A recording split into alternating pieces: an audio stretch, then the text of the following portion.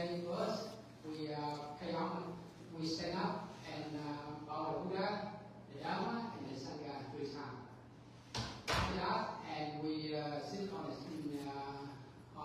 cushion, on the chair. We practice meditation. After practice meditation, we have chanting, English chanting. After English chanting, we have Dhamma talk, right? After Dhamma talk, and we we say the marriage. After we say the marriage, and we have lunch together. Okay. Thank you. Now please apply to the whole Sangha. Please stand up and bow the Buddha.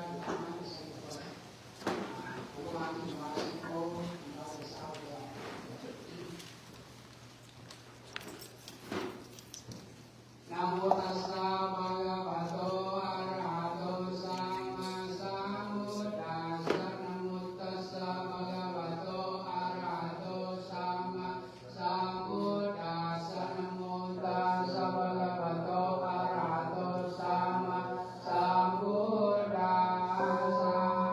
Namo the original master Sakyamuni Buddhaya. Namo the original master Sakyamuni Buddhaya. Namo the original master Sakyamuni Buddhaya. The Buddha who is fully awakened and enlightened one, so the way of this to living thing and living in have a good, noble and beautiful side. The Buddha wisdom and compassion are the best. We disciples of Gautama Buddha wholeheartedly pay homage to the Buddha forever, present in a three lifetime and generation. Namo Buddhaya.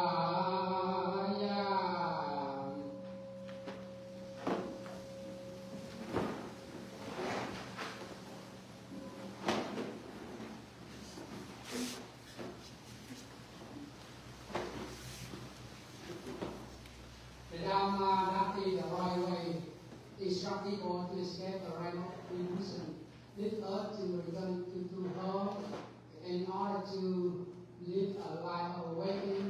We disciples of Gautama Buddha wholeheartedly pay homage to the Dhamma forever, present in a three lifetime and ten direction. Namo Dhammaya.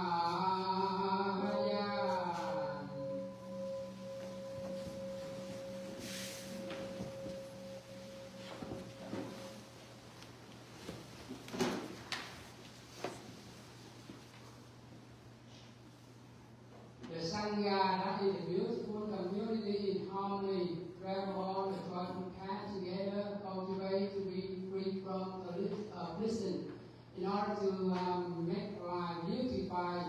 We disciples of Gautama Buddha wholeheartedly pay homage to the Sangha forever, present in a three lifetime and ten direction. Namo Sanghaya.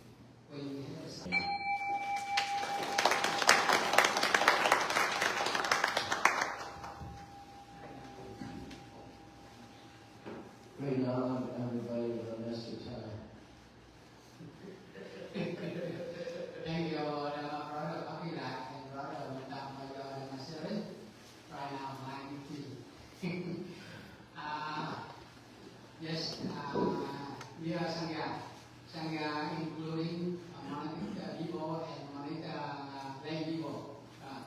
From the Sangha. Right now, I would like to invite the whole Sangha. It's been my sister brother read after Thai. Yeah.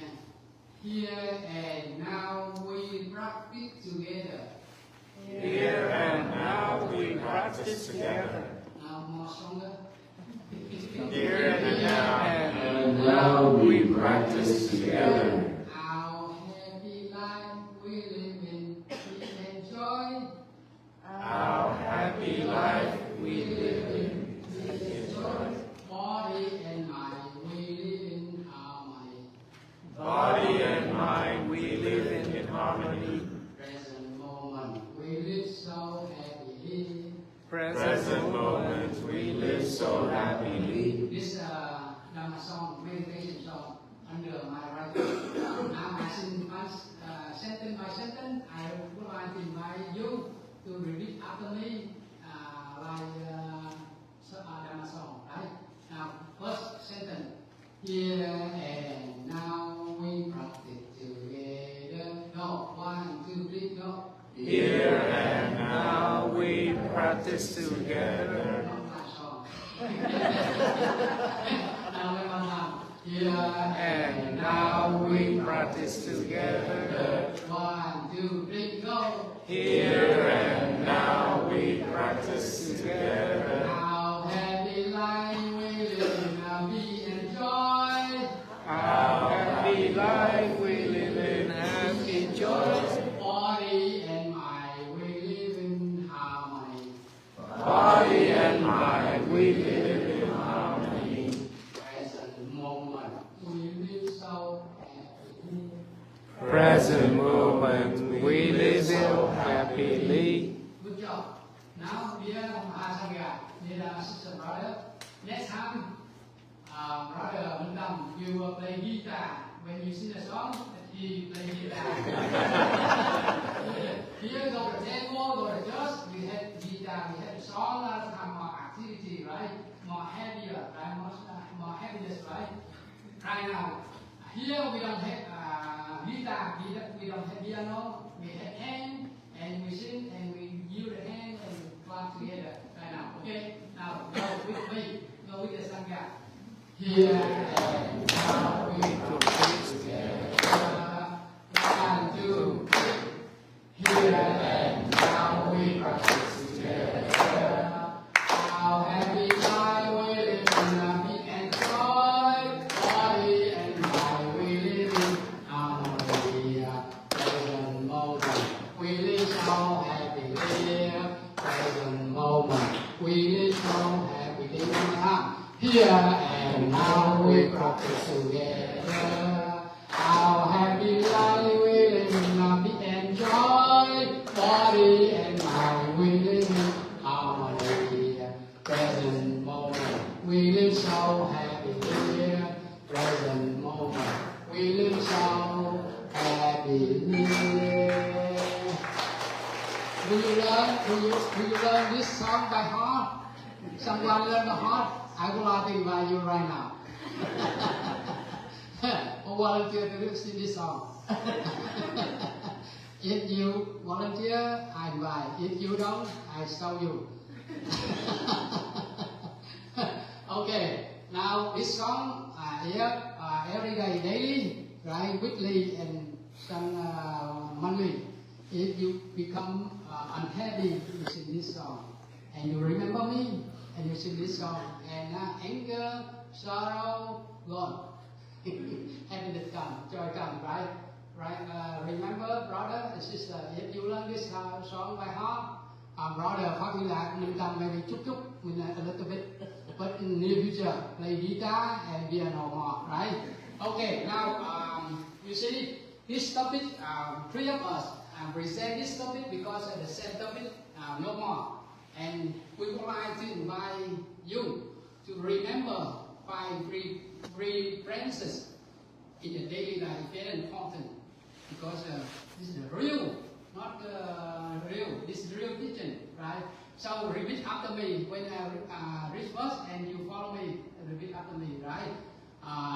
This is the Buddha teaching. Now, put your hand together and repeat after Thai strongly, right? I'm of the nature. I'm of the nature. To grow. To grow. I cannot. I cannot. Escape growing old. Escape growing old. Is correct? Now second one. I'm of the nature. I'm of the nature. To have ill health. To have ill health. I cannot. Escape. Having ill health. This is number 2. Now number 3. I'm of the nature. I'm of the nature. To die. To die. I cannot. Escape. Death. Number 3. Number 4. All things are created by my bodily action. Are created by my bodily action. Verbal action. Verbal action. And mental action. And mental action. I cannot let go of them. I cannot let go of them. Whether of this good karma. Whether it's good karma. And not good karma. Or not good karma. Whether of this whether it is good karma. I continue upholding and developing non-good karma. I try to stop. Don't do anything longer. This is number 4. Now number 5. On relative, loved one, and things I cherish today are of the nature to change. There are no way to escape being separated from them. Yes, and my actions are my true belongings. I cannot escape the consequences of my action. The consequences of my action. My action are the ground which I stand. Are the ground on which I stand. Sometimes I speak English like the tiger. It's bigger than peanuts. So five remembrances, and in the daily life we practice at that time. Number 1, I'm of nature to old, right? I cannot escape growing old. You see, why we old? Because the Buddha say, Brother Hila and Brother Mintam say, the Buddha say, we have physical body. Physical body have 4, right? 4 rain element: earth, water, right? Air and wind, right? Earth like things, right? Hair and bone, right? Very important. This is scientific. Very good, right? And how about the wind? Brother and Mintam explain wind like breathing in and breathing out. Very important. Somebody do everything but air, rest air. Breathing in and breathing out, you don't know, and you don't have mindfulness in breath and out breath is trouble. So the Buddha invite us every day. We spend at least 10 minutes for nurturing by practicing meditation. Nurturing mindfulness in breath and out breath. 10 minutes enough. Safe energy, peaceful energy. Breathing in and breathing in. Before we come here and practice meditation together, it's very strongly, right?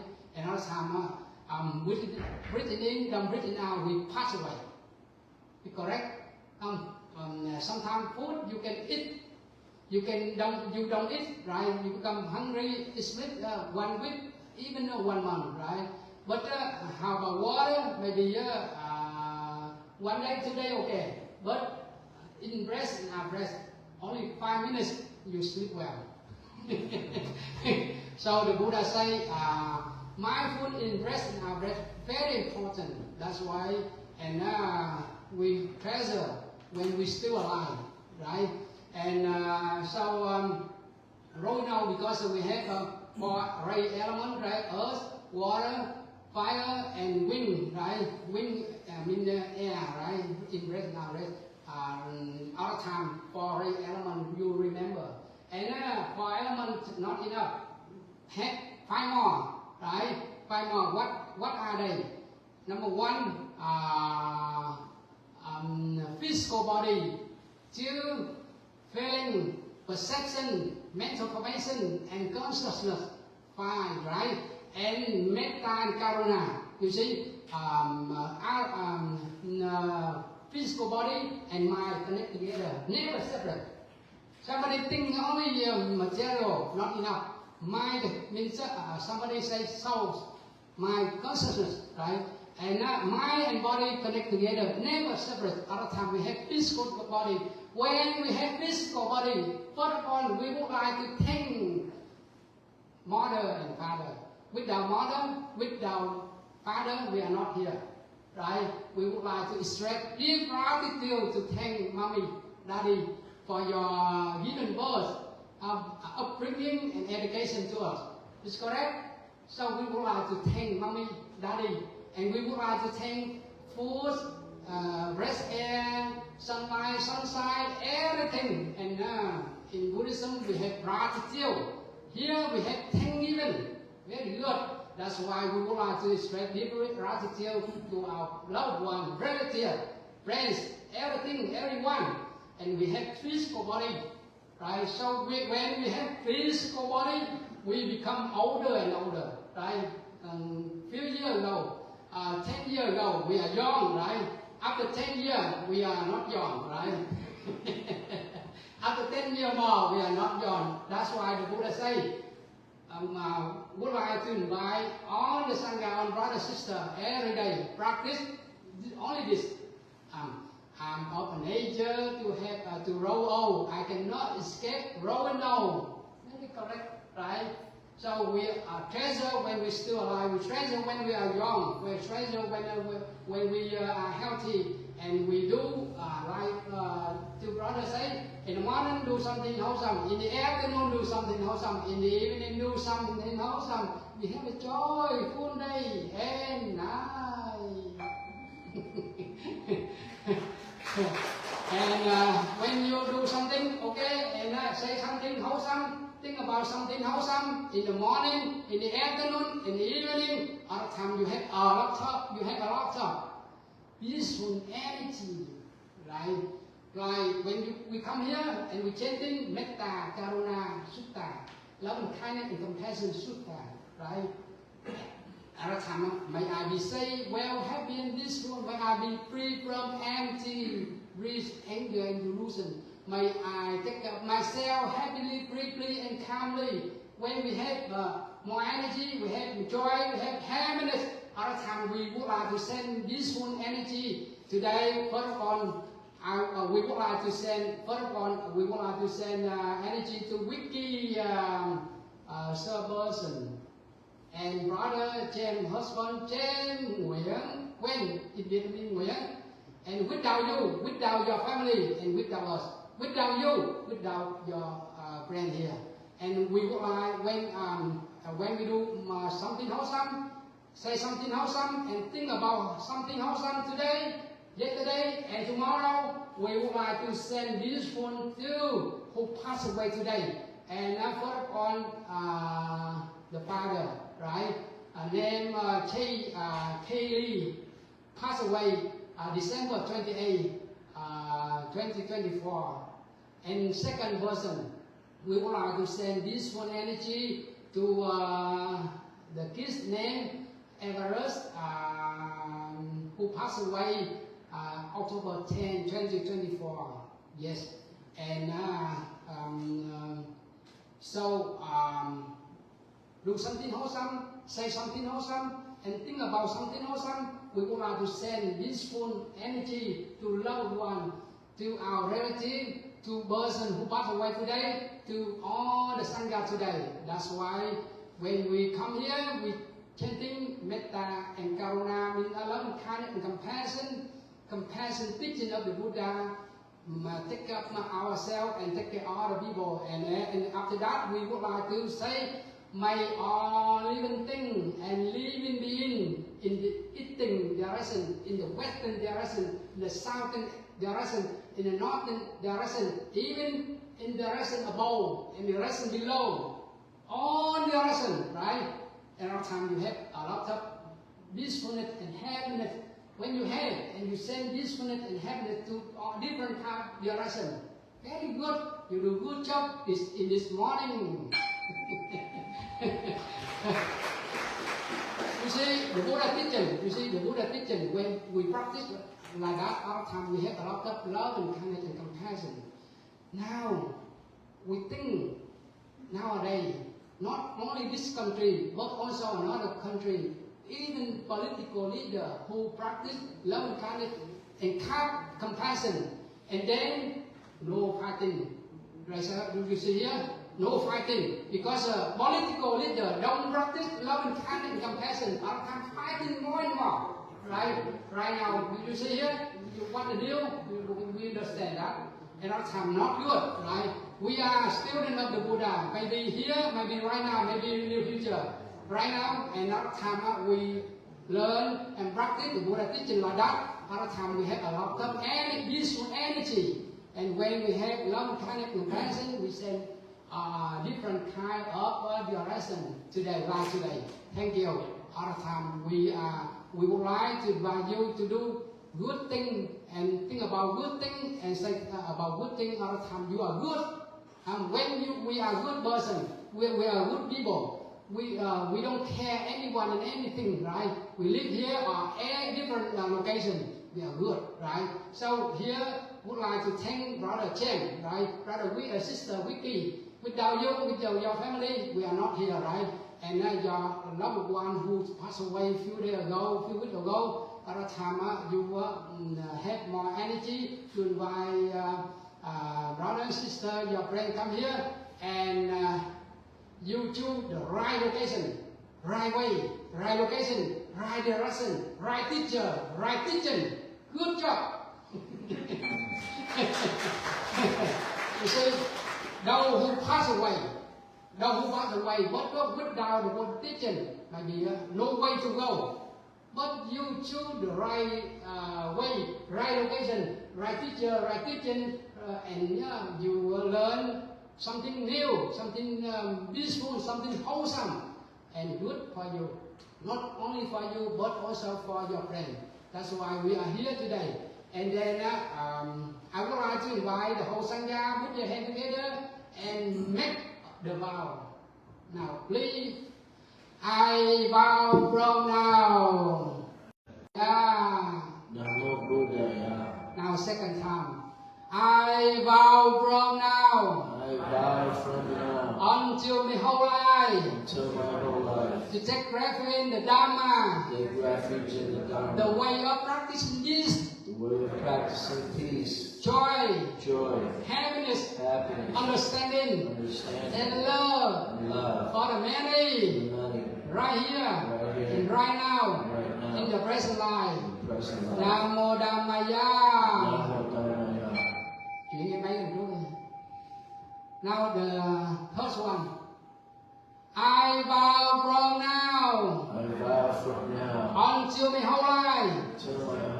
To take refuge in the harmonious Sangha, the community of cultivated people who vow to live their life of virtue, meditation, wisdom, delivering, and delivering with my will, right thought, right speech, right action, right livelihood, right effort, right mindfulness, right concentration. The community of cultivated people who vow to live their virtual meditation wisdom in lifetime. Namo Sanghaya. Namo Sanghaya. Good job, thank you. And I would like, the last one, I would like to invite my sister, brother, sing one song more. One more song, right? I love Buddha. Yes. Now, yes. And brother and sister invite the Sangha. Yes, maybe this song, short, very short, another time we would like to invite family to say something. My sister, brother, another time brother, and guys what he liked. We'd like to invite Vicky to come up to say some words to the family. Yes, after, and I would like to invite Vicky, Brother James, who come here and say something with my brother and sister. Okay. Now, I would like to invite you to sing this song. I love Buddha, I love Buddha. 1, 2, 3, go. I love Buddha, I love Buddha. Yes, I do. Yes, I do. Buddha is my teacher. Buddha is my teacher. Teaching me to be free. Now, one more time. Sing together. Okay, this is the second, right? I love Buddha, I love Dharma. Yes, I do. Yes, I do. Dharma is my teacher. Dharma is my teacher. Teaching me to be free. I will invite you to come here. Okay, second time. I love Sangha. I love Sangha. Yes, I do. Yes, I do. Sangha is my brother. Sangha is my sister. Teaching me to be free. Teaching me to be free. I think you like this song. Okay. Okay, now I would like to invite the whole Sangha to follow me together by you hand clap together. Okay, now 1, 2, 3, go. I love Buddha. I love Buddha. Yes, I do. Yes, I do. Buddha is my teacher. Buddha is my teacher. Teaching me to be free. I love Dhamma. I love Dhamma. Yes, I do. Yes, I do. Dhamma is my sister. Dhamma is my brother. Teaching me to be free. I love Sangha. I love Sangha. Yes, I do. Yes, I do. Sangha is my Sangha is my teaching me to be free. Teaching me to be free. Teaching me to be free. Thank you. Thank you, Brother Sister Brother, for your listening to my talk today. Right now, I would like to invite Brother Fabila. You can say something. Yeah. I would like to invite Vicky to come up and say some words to the family. Yes, you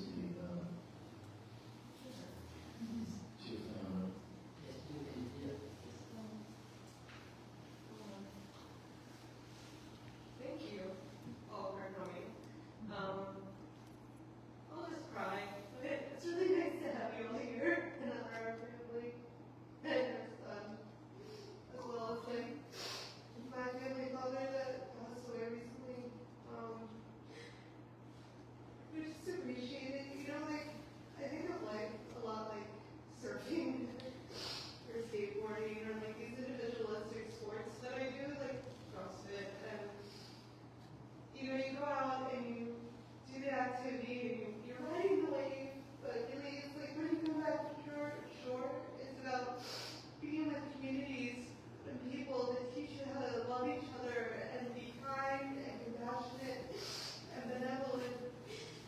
But when you're out there in the ocean of life, you have to find these things to draw upon and these lessons to draw upon to ride those waves and ultimately come back to your community that supports you and loves you. And I just really appreciate all the love and support we've gotten from everyone, from the venerable masters, from Sukho, from the medical staff at St. James, and sorry, but served my life and did as much as they could for our son to get to the next base camp and the next base camp, the next milestone.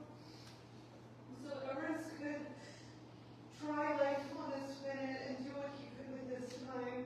And we just, it's so much gratitude and love that comes from us. And like these communities that we find and take with us. So we really, really, really appreciate you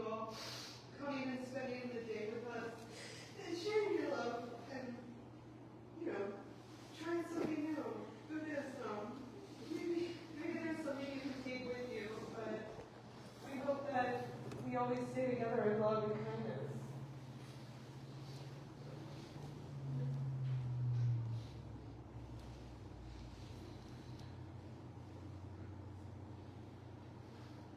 Sorry.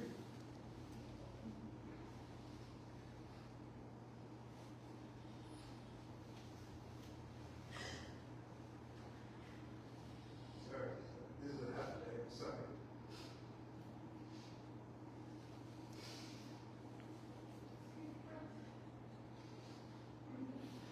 That's it. I think I've forgotten what I was going to say.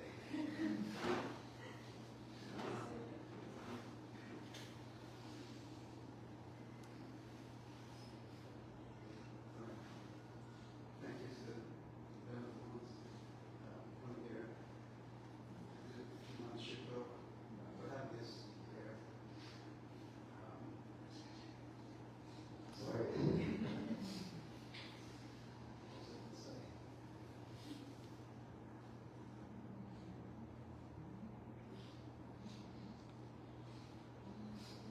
Firstly, I want to thank, we're in the end, so I'm pretty sure everyone came from out of town.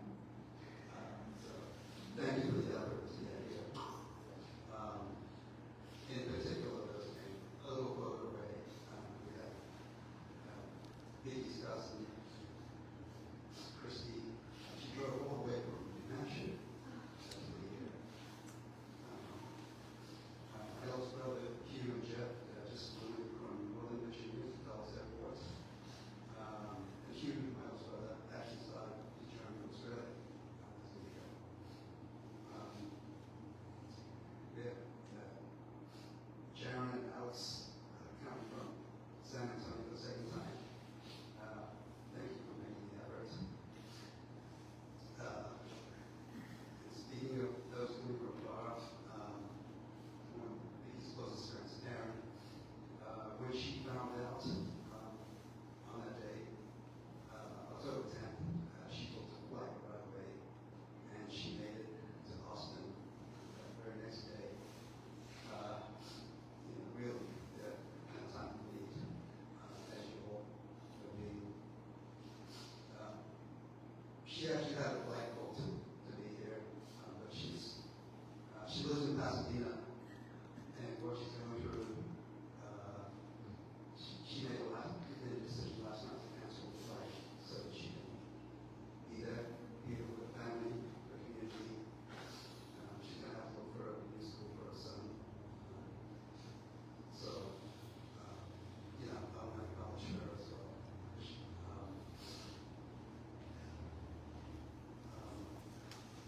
Obviously, all of you here, personally, the people from the hospital, the nurses, from antibiotic, from the NICU, you do incredible work. Not everyone can do that. And I know that the drive to do that comes from deep within. Antibiotic, basically, you work to keep people alive. And that's not an understatement. We bonded with each of you each day. We were very sorry that we shouldn't have ended. But then we had someone new that we also bonded with. Very thankful for that. Dave Harris here. Since your colleagues out there, I can say that, we love the other ones as well. On the day of birth, actually, she stayed up waiting for a text to find out what happened. But so much happened, she never got that text. So she ended up staying up all night learning. And I only found out the next day. She came in and saw us. So I'm sorry. We could took away from the rest of it. So that energy, peaceful energy that gave us job. And the nurses in the NICU in the delivery room,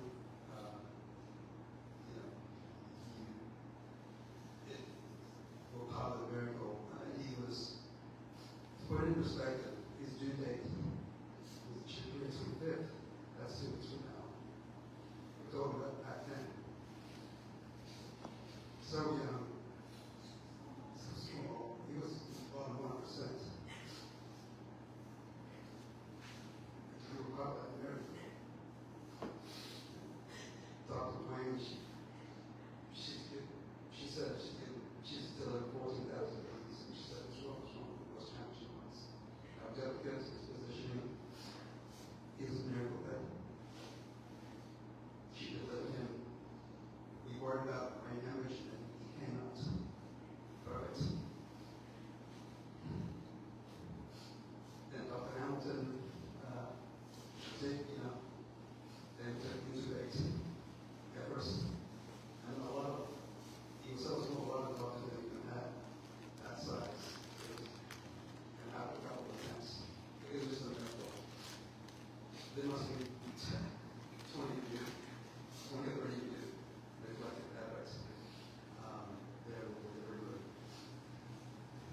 And, I walked in all the way to the NICU, and you guys just continue to work around the clock.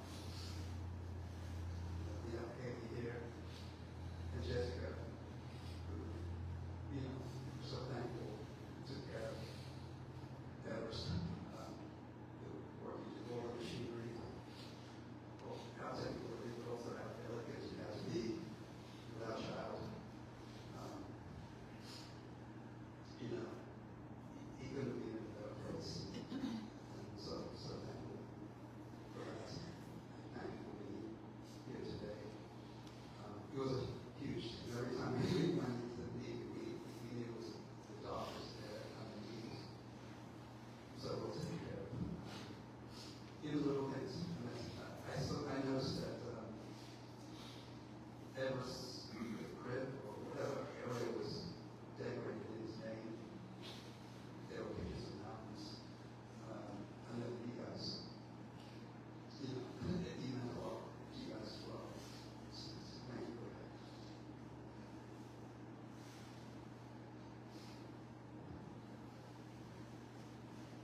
The rest of everyone here.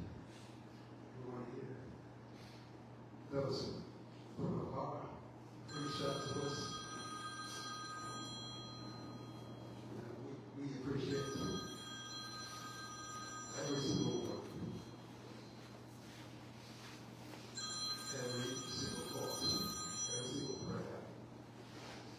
Your presence here at the bar, every good deed.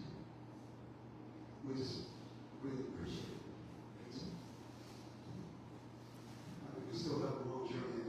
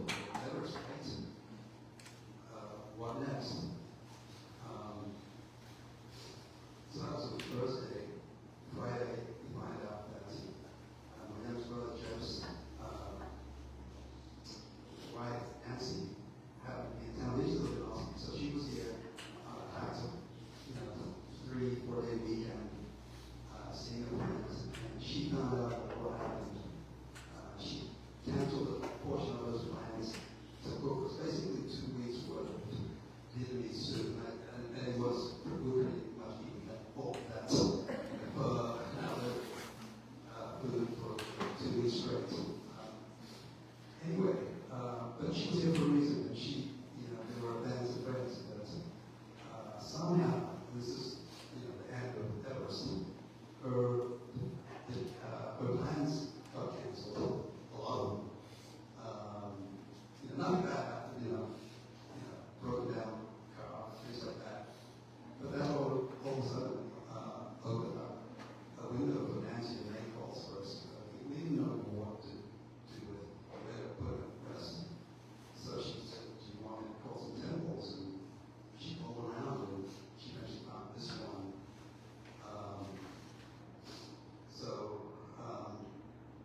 Biggie, myself, Nancy, and Aaron actually made a trip up here, and they offered prayers and chanting.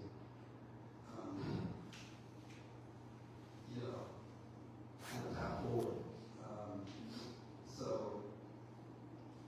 In the the soul journey takes about 49 days, takes 49 days to reach the next level. And the nuns walked us through that essentially. They chanted every week, and we honored it every week. And we really don't know what's traditional, but maybe, she's a visionary, she's a creative one, she's a writer, I'm not sure, I'm the opposite, born inside the brain. She envisioned, hey, how about the world? And the nuns just, through the generosity and love, just, how can we do it? And that's why we're here today. Biggie's vision, and nuns' love.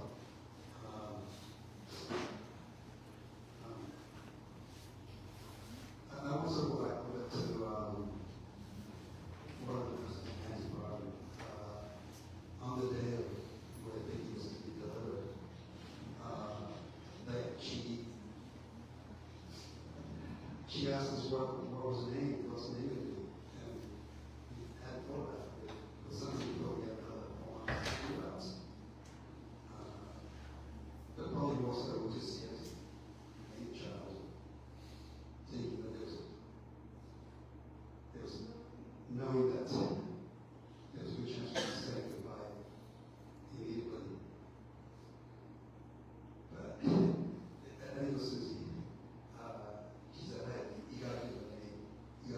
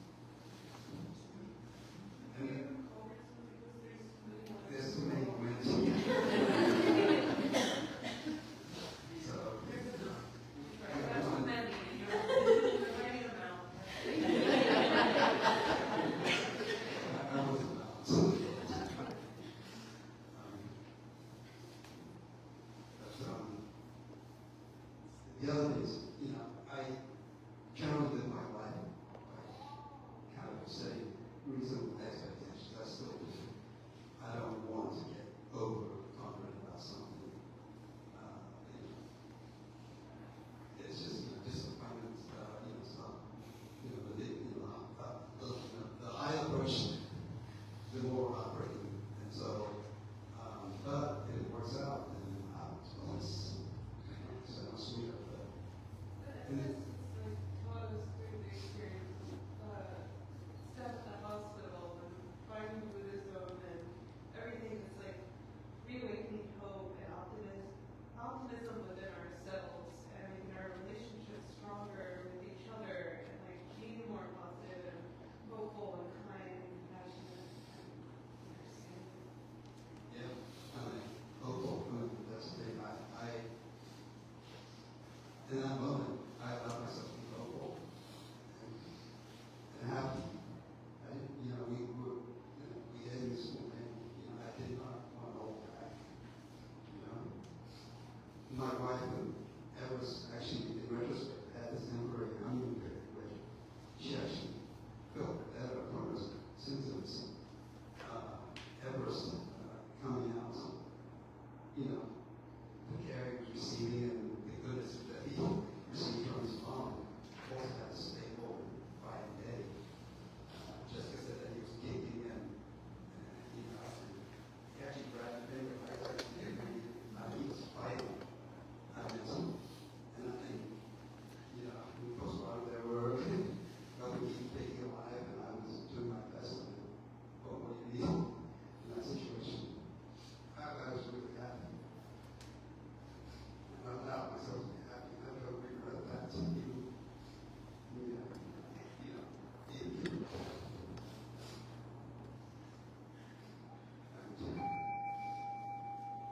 Didn't quite work out. But one of my members in the hospital, I'm so thankful that Everest held out. Vicky's birthday was spent recovering. So the second day, Vicky finally got to meet Everest. And something happened on the first meeting. Vicky felt something in her breast. And that morning, sorry, too much information, but she didn't want me. Was able to pumping milk. And after coming back from meeting her for the first time, she was able to pump quite a bit of milk.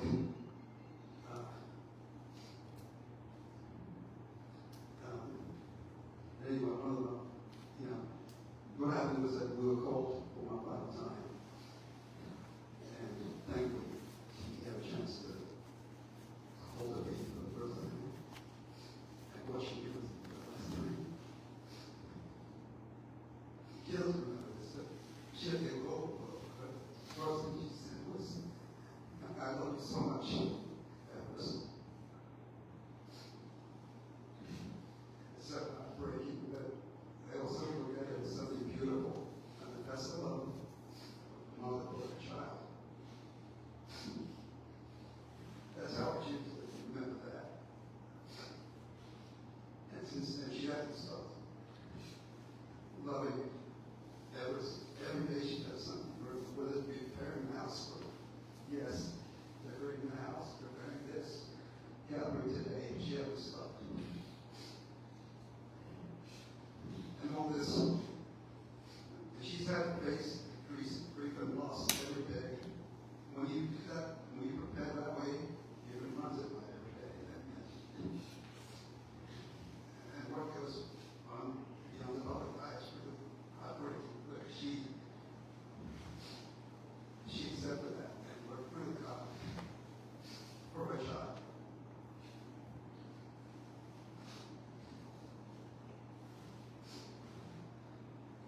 And I'm just so humbled by that.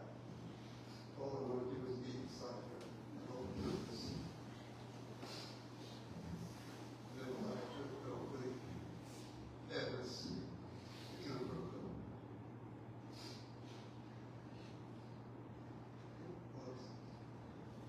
Love so much. And I think worthy of that birthday. Thank you, everyone.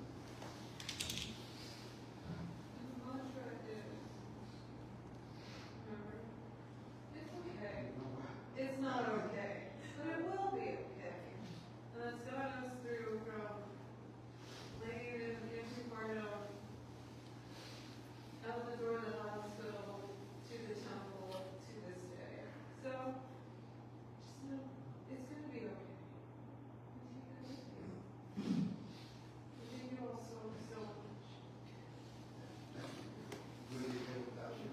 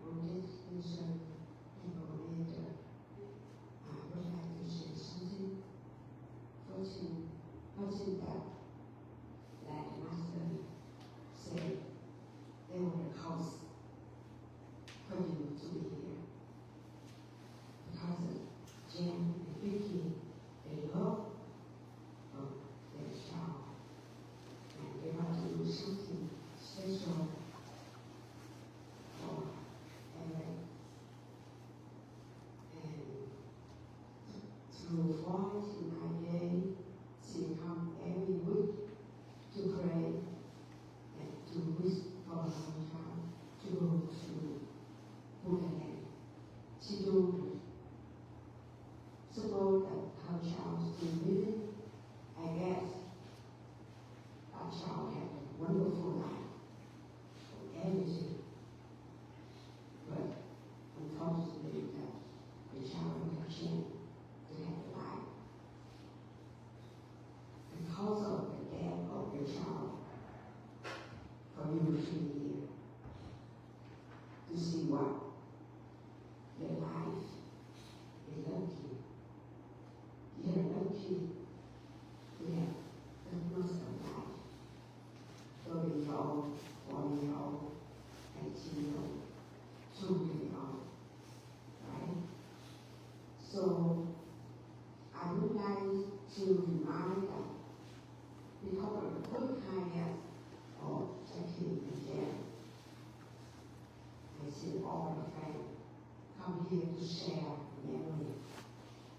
This means when she lived, when they lived, to be a good person, to do the good thing. That's why it gives you to be a good friend. And you come here today to share memory with her loss. That means when we live, we want to live in the good thing, do the good thing. Like the seed, when we raise the seed of lemon, we don't expect the oil juice. Right? When we raise the children, we don't expect of sweet thing happen. Right? So, because of that, we understand how to live better life, how to do the good thing to get a good life, and the sharing, the caring, the kindness is a way for you, for us, to raise the seed of the Buddha. And on behalf of my sister and the temple leader, thank you for Master and the Nam Quán come here today to share the Dharma talk to anybody for you to understand how to live a better life. And we're so sorry for Jen and Vicky, and hope that you understand how to do better in the life that you have right now. Namo Buddhaya. Yes, a few years ago, and I would like to invite the old Sangha to read out the Thai before we share a marriage. Would you hand together and repeat out the Thai? Yes.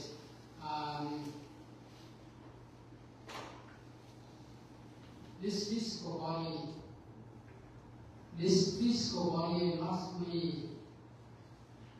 not mine, and not myself. This feeling, now repeat after I, this I is not me, not minor, and not myself. And this practice, let go of attachment. This I is not me, not mine, and not myself. This I, not me, not mine, not myself. This not mine, not me, not mine, and not myself. This mouth, not me, not mine, and not myself. This physical body, not me, not mine, and not myself. I don't cling to it, right? This body, this physical body, this body, not me, not mine, not myself. I don't cling to it. I am unequal to this body. I have never been born and also have never died. Look, see, why sky high, densely and innumerable stars. Run on consciousness of run life. I am free. Birth and death are gates way in and out. In and out. Smile together with me, breathe together with me, and practice meditation together with me, and recite the name of the Buddha together with me. Now I would like to invite you to recite the name of the Buddha. Namo compassion for the Buddhaya. Namo compassion for the Buddhaya. Namo compassion for the Buddhaya. Namo compassion for the Buddhaya. Yes, when your loved one, your relative who passed away last time practice non-attachment, right? Other time you become happy. If you have a lot of attachment and you cry, but the Buddha say impermanent. When the permanent come to us, not only older person, but also kids, the baby, even the baby in the belly in the mommy, right? And impermanent come and pass away. Other time the Buddha say, let go of attachment. Other time feeling, perception, mental information, and consciousness. Not me, not myself, and not me. Other time we let go of attachment step by step. Other time we know impermanent when the person, the kids, or the person who passed away physical body, the mind, the consciousness, no pass away. Remember, physical body passed away, but the mind, consciousness never pass away in your body, in your mind, in your activity. If you do good, next time, next year, you have one more, right? Two more. Don't worry, another time you understand the teaching and let go of attachment. Okay, thank you. And sharing the merits, now repeat after Thầy. May I be well. May I be well. Happy, Peaceful, and healthy. May we be well. May we be well. Happy, peaceful, healthy. May our loved one be well, happy, peaceful. May all living things and living beings on earth be well, happy, peaceful, healthy. Be free from suffering, greed, anger, illusion, hatred, ignorance, violence, wrong will. May they vow to practice Buddha teaching, right view, right talk, right speech, right action, right livelihood, right effort, right mindfulness, and right concentration. Namo Buddhaya, Namo Dhammaya, Namo Sanghaya. May the merits of cultivation today be directed to all living things and living beings. We and all human beings can realize the Buddha way together. Sadhu, lần thấy, well done, and excellent. Yes, and right now the time for the Sangha to stand up. Before you stand up, please raise your leg. Yes, legs raise. Yes, straighten your leg. Now, 1 minute. After 1 minute, please stand up, and then we gather together, take picture together. Okay. Yes, 1 minute. After 1 minute, I listen to the bell and I sound the bell and stand up and come here and take my picture. Yeah, thank you. invite you to stand up.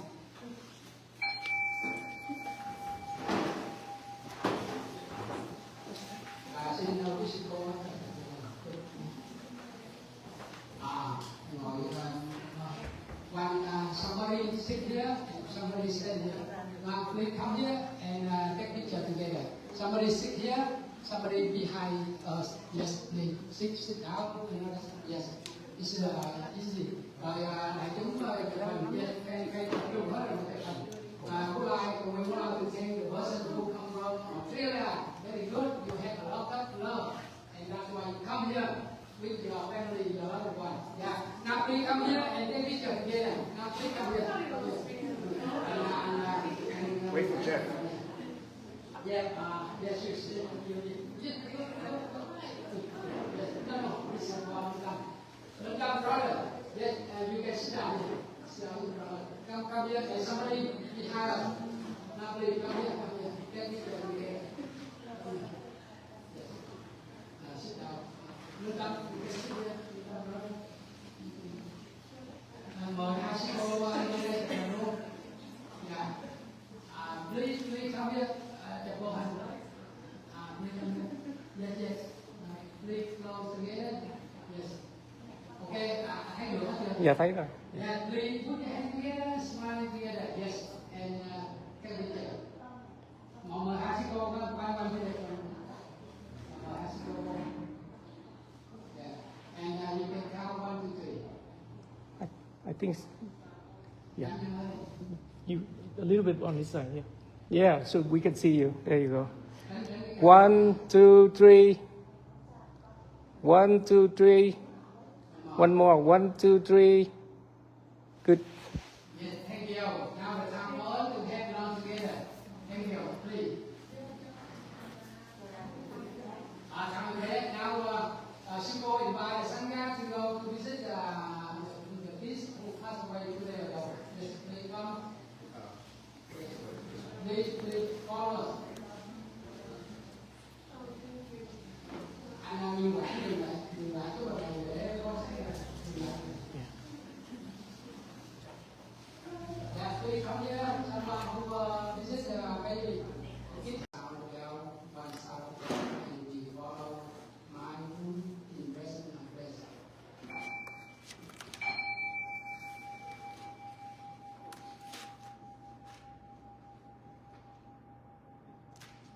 Breathing in.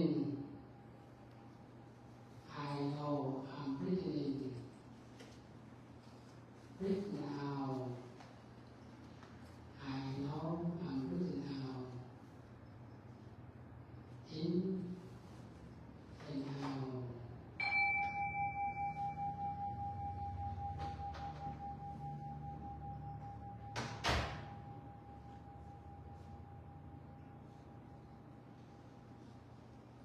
Breathing in. I know I am alive. Breathe out. I know I am still alive. In and out.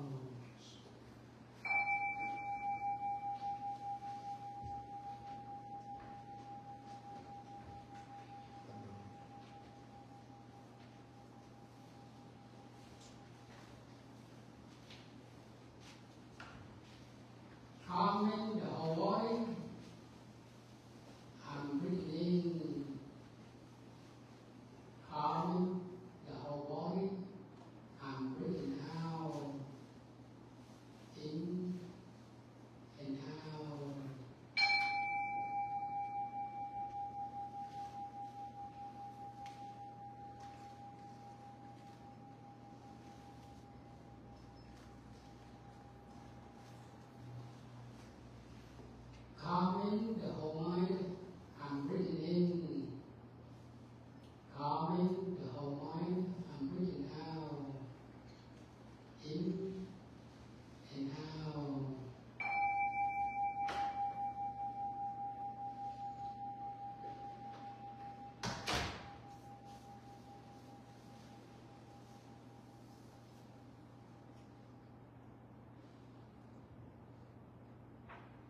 contemplation, impermanent.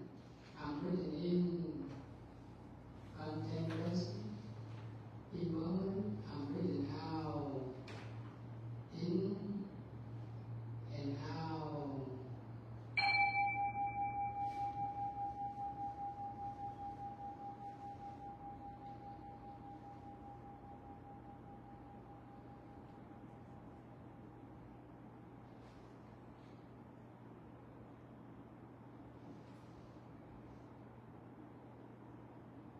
Breathing in, I know every practice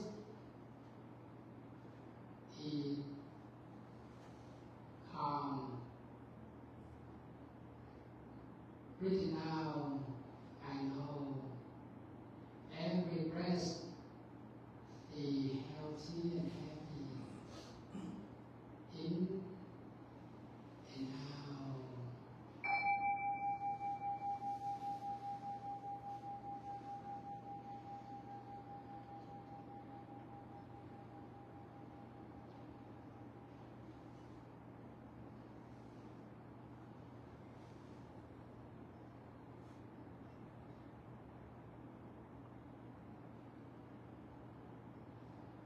Breathing in, I feel happy. Breathing out, I feel well and healthy and peaceful. In and out.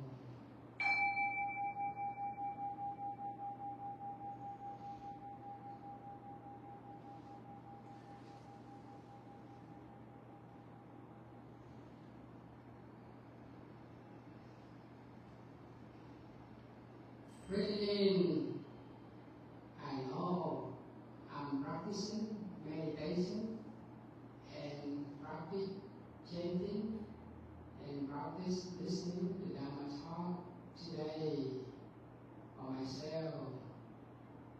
Breathing out, I know I would like to invite my relative, my loved one, my friends, practice meditation and practice chanting and practice listening to the Dhamma talk with me today. In and out.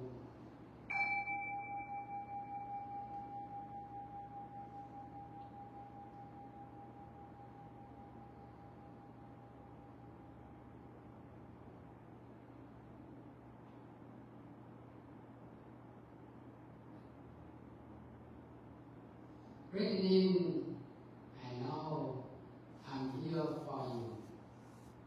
Breathing out, I know you are there for me. In and out.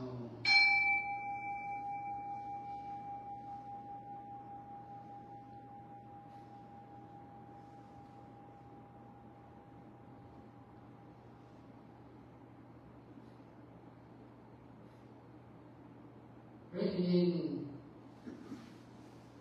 and breathing out, I know Namo Buddhaya, Namo Dhammaya, Namo Sanghaya.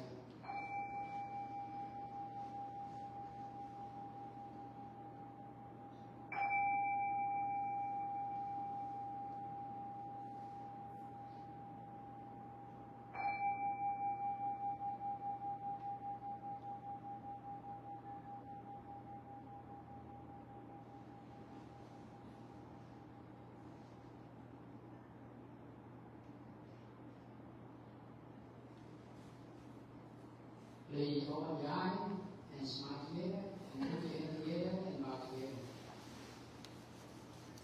Yes, thank you, my sister, brother, for your meditation practice today with Surya. Yes, right now you have in the book, and please open page number 30.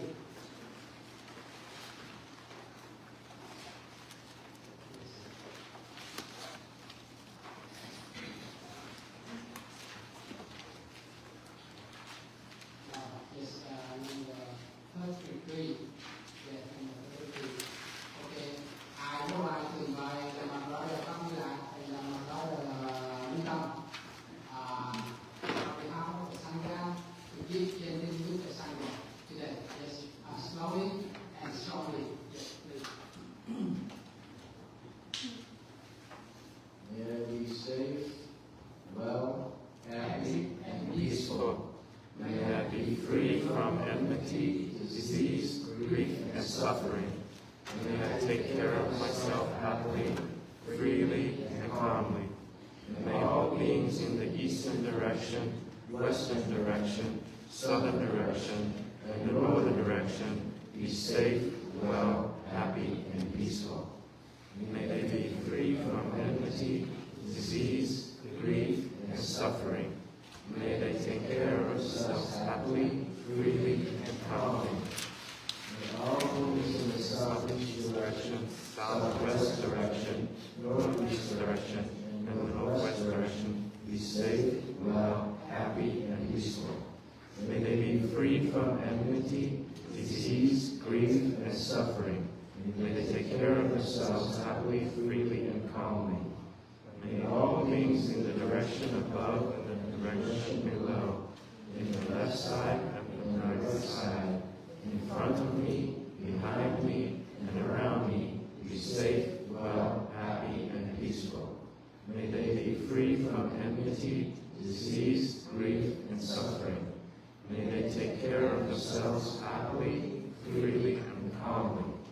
May all beings who love me, who hate me, who are friendly to me, who are unfriendly to me, be safe, well, happy, and peaceful.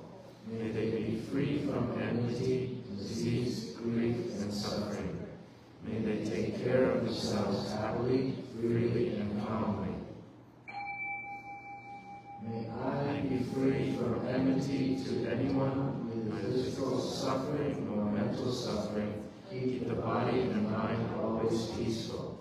May my parents, siblings, children, relatives, and lineages be free from enmity to one another, either physical suffering or mental suffering. Keep the body and mind always peaceful. May my patriarchs, teachers, sisters, and brothers in the Dharma be free from enmity to one another, either physical suffering or mental suffering. Keep the body and mind always peaceful. May my disciples, students, fellow practitioners, colleagues, friends, and intellectuals be free from enmity to one another, neither physical suffering nor mental suffering. Keep the body and mind always peaceful. May all donors, givers, living things, and living beings on earth be free from enmity to one another, neither physical suffering nor mental suffering. Keep the body and mind always peaceful. Namo the original Master Sakaya Muni Buddhaya. Namo the original Master Sakaya Muni Buddhaya. Namo the original Master Sakaya Muni Buddhaya.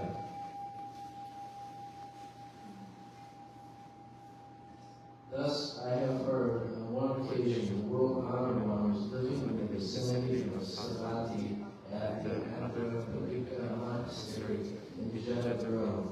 Late at night, a diva appeared and visited the Buddha. The diva's light and beauty made the whole Jayapura shine radiantly. After paying respects to the Buddha, the diva asked him a question in the form of a person. Many gods and human beings are eager to know what are the greatest happiness which bring about peaceful and happy life. Please, Tathagata, will you teach us? These are the Buddha's teachings. Keeping far away from bad and evil people, always close to good and virtuous people. Honor those who are worth honoring. This is the greatest happiness.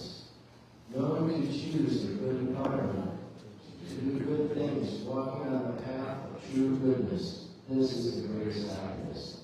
Diligently learning good jobs, knowing to lead a life of virtue, knowing to say loving speech. This is the greatest happiness. Knowing to support and serve parents, loving to take care of the family, knowing to do a proper occupation. This is the greatest happiness. Living happily in almsgiving, helping your relatives and friends, treating them flawlessly, this is the greatest happiness. To avoid doing evil, not drunk and addicted, diligently doing good things, this is the greatest happiness. Know to be humble and polite in manner. To learn about good things, to know and be grateful and contentment, this is the greatest happiness.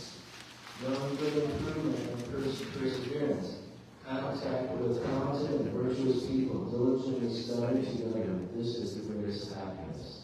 Living in diligence and awakening, receiving the noble truths, enjoying the Dharma joy, this is the greatest happiness. Living in the world, the mind never wavered, ending defilements with peace, this is the greatest happiness. Those who accomplish so, wherever they go will stay, wherever they arrive is strong. Happiness for themselves and happiness for others. Now the original Master Sakyamuni Buddhaya. Now the original Master Sakyamuni Buddhaya. Now the original Master Sakyamuni Buddhaya.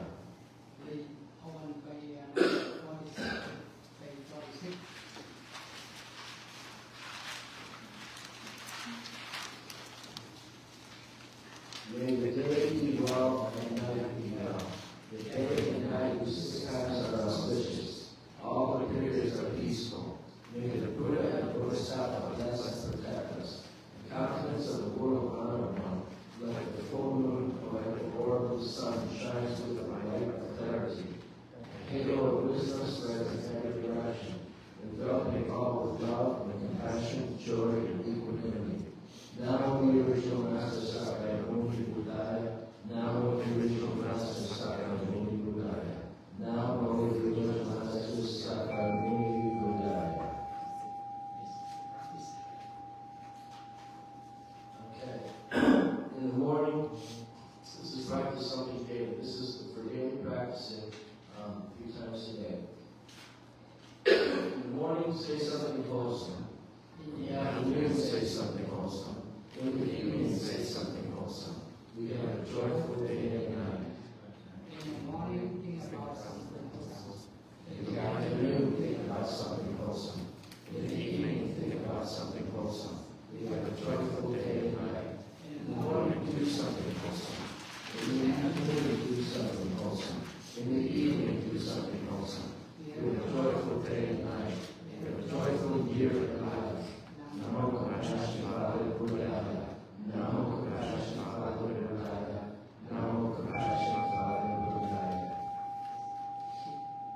Sentient beings are immeasurable. I vow to save them all. Defilements are endless. I vow to end them all. Dharma cultivation is infamous. I vow to practice it. The Buddha's way is supreme. I vow to attain it. Namo Compassion Mother Buddhaya. Namo Compassion Mother Buddhaya. Namo Compassion Mother Buddhaya.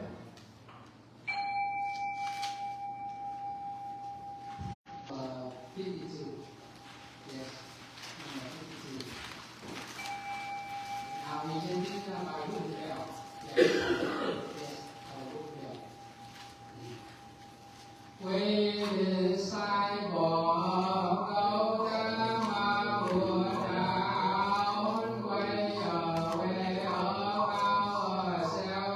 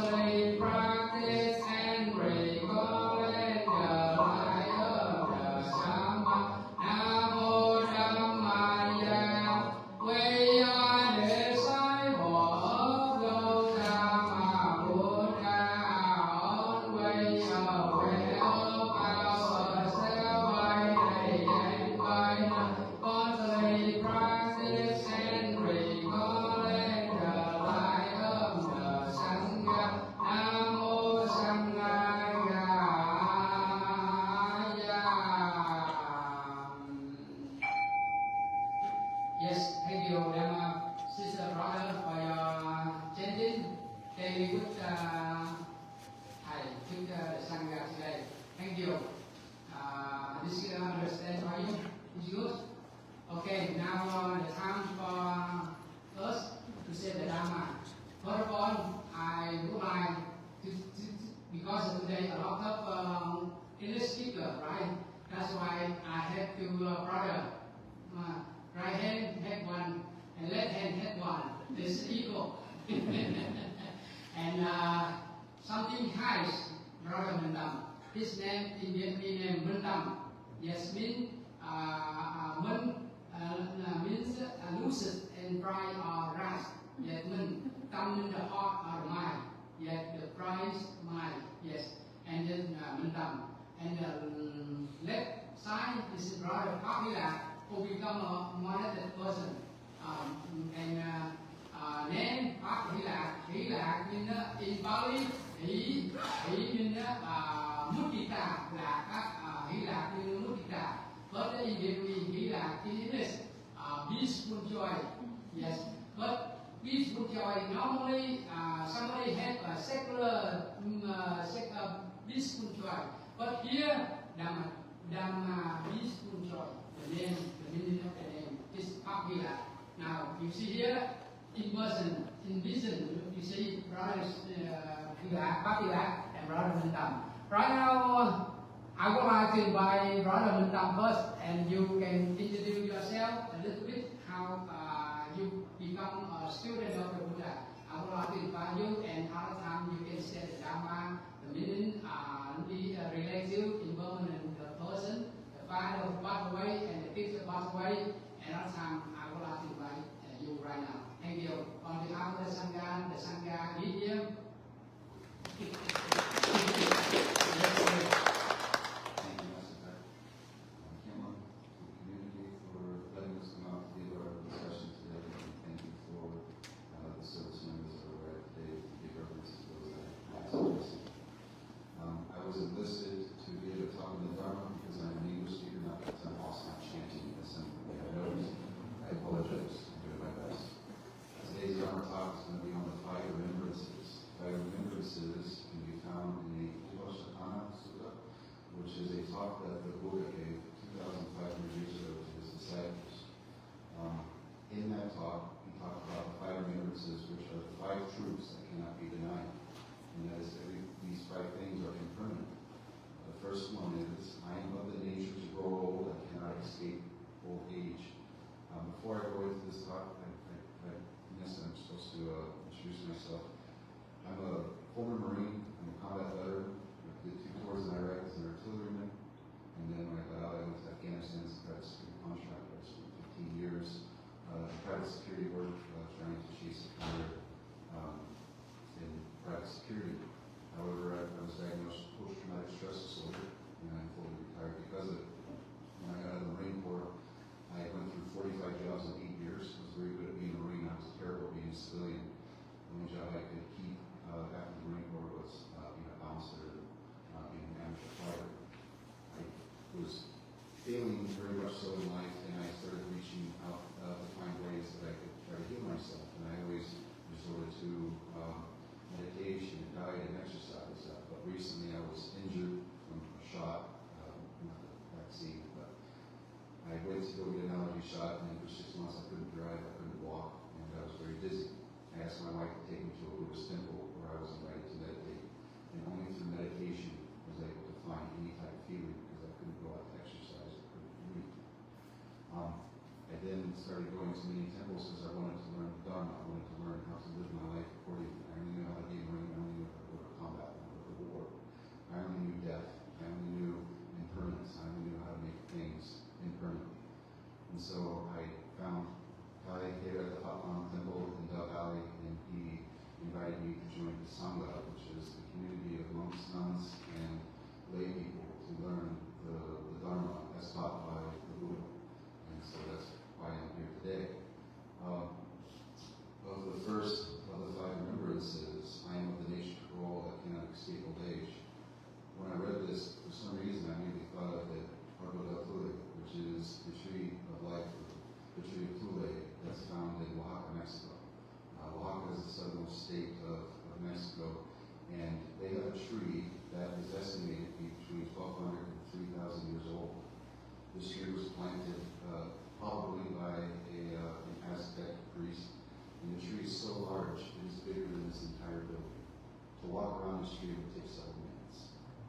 enormous. It's breathtaking to go see this tree. It's 1,500 to 3,000 years old. I can't estimate how old this tree is. Someday that tree is going to pass. It could be a lightning strike, it could be arsonist, it could just die for any reason, and we don't know why. But everything of this life has the nature to grow old. But that tree leaves us something, not just our memory. That tree left us with seeds. These are the actual seeds from the largest and oldest tree in the entire world. I wanted to talk about the seeds of that tree. With age comes wisdom and beauty. Being mindful will allow us to live a healthy life and age with dignity. We will all grow old, but that doesn't mean to give up on ourselves. We must strive to be wholesome in every aspect of our life. As our old age will eventually be a reflection of our life's actions and thoughts. A tree with infirm roots will not grow strong nor tall. A tree without water or sunlight will not grow strong or tall. With the right environment, trees can live thousands of years and can witness the rise of all entire cities and civilizations. They too will grow old and die, but they can stand tall and provide shade for creatures that seek its shade. It can bear fruit for those that are hungry. It can provide wood from its fallen branches to those that need warmth. Though we are meant to grow old and die, we do not have to stand idly by and witness the rise and fall of our Sangha. We can contribute and give fruit for those who are hungry, shade for those who need cover, and warmth for those who are old.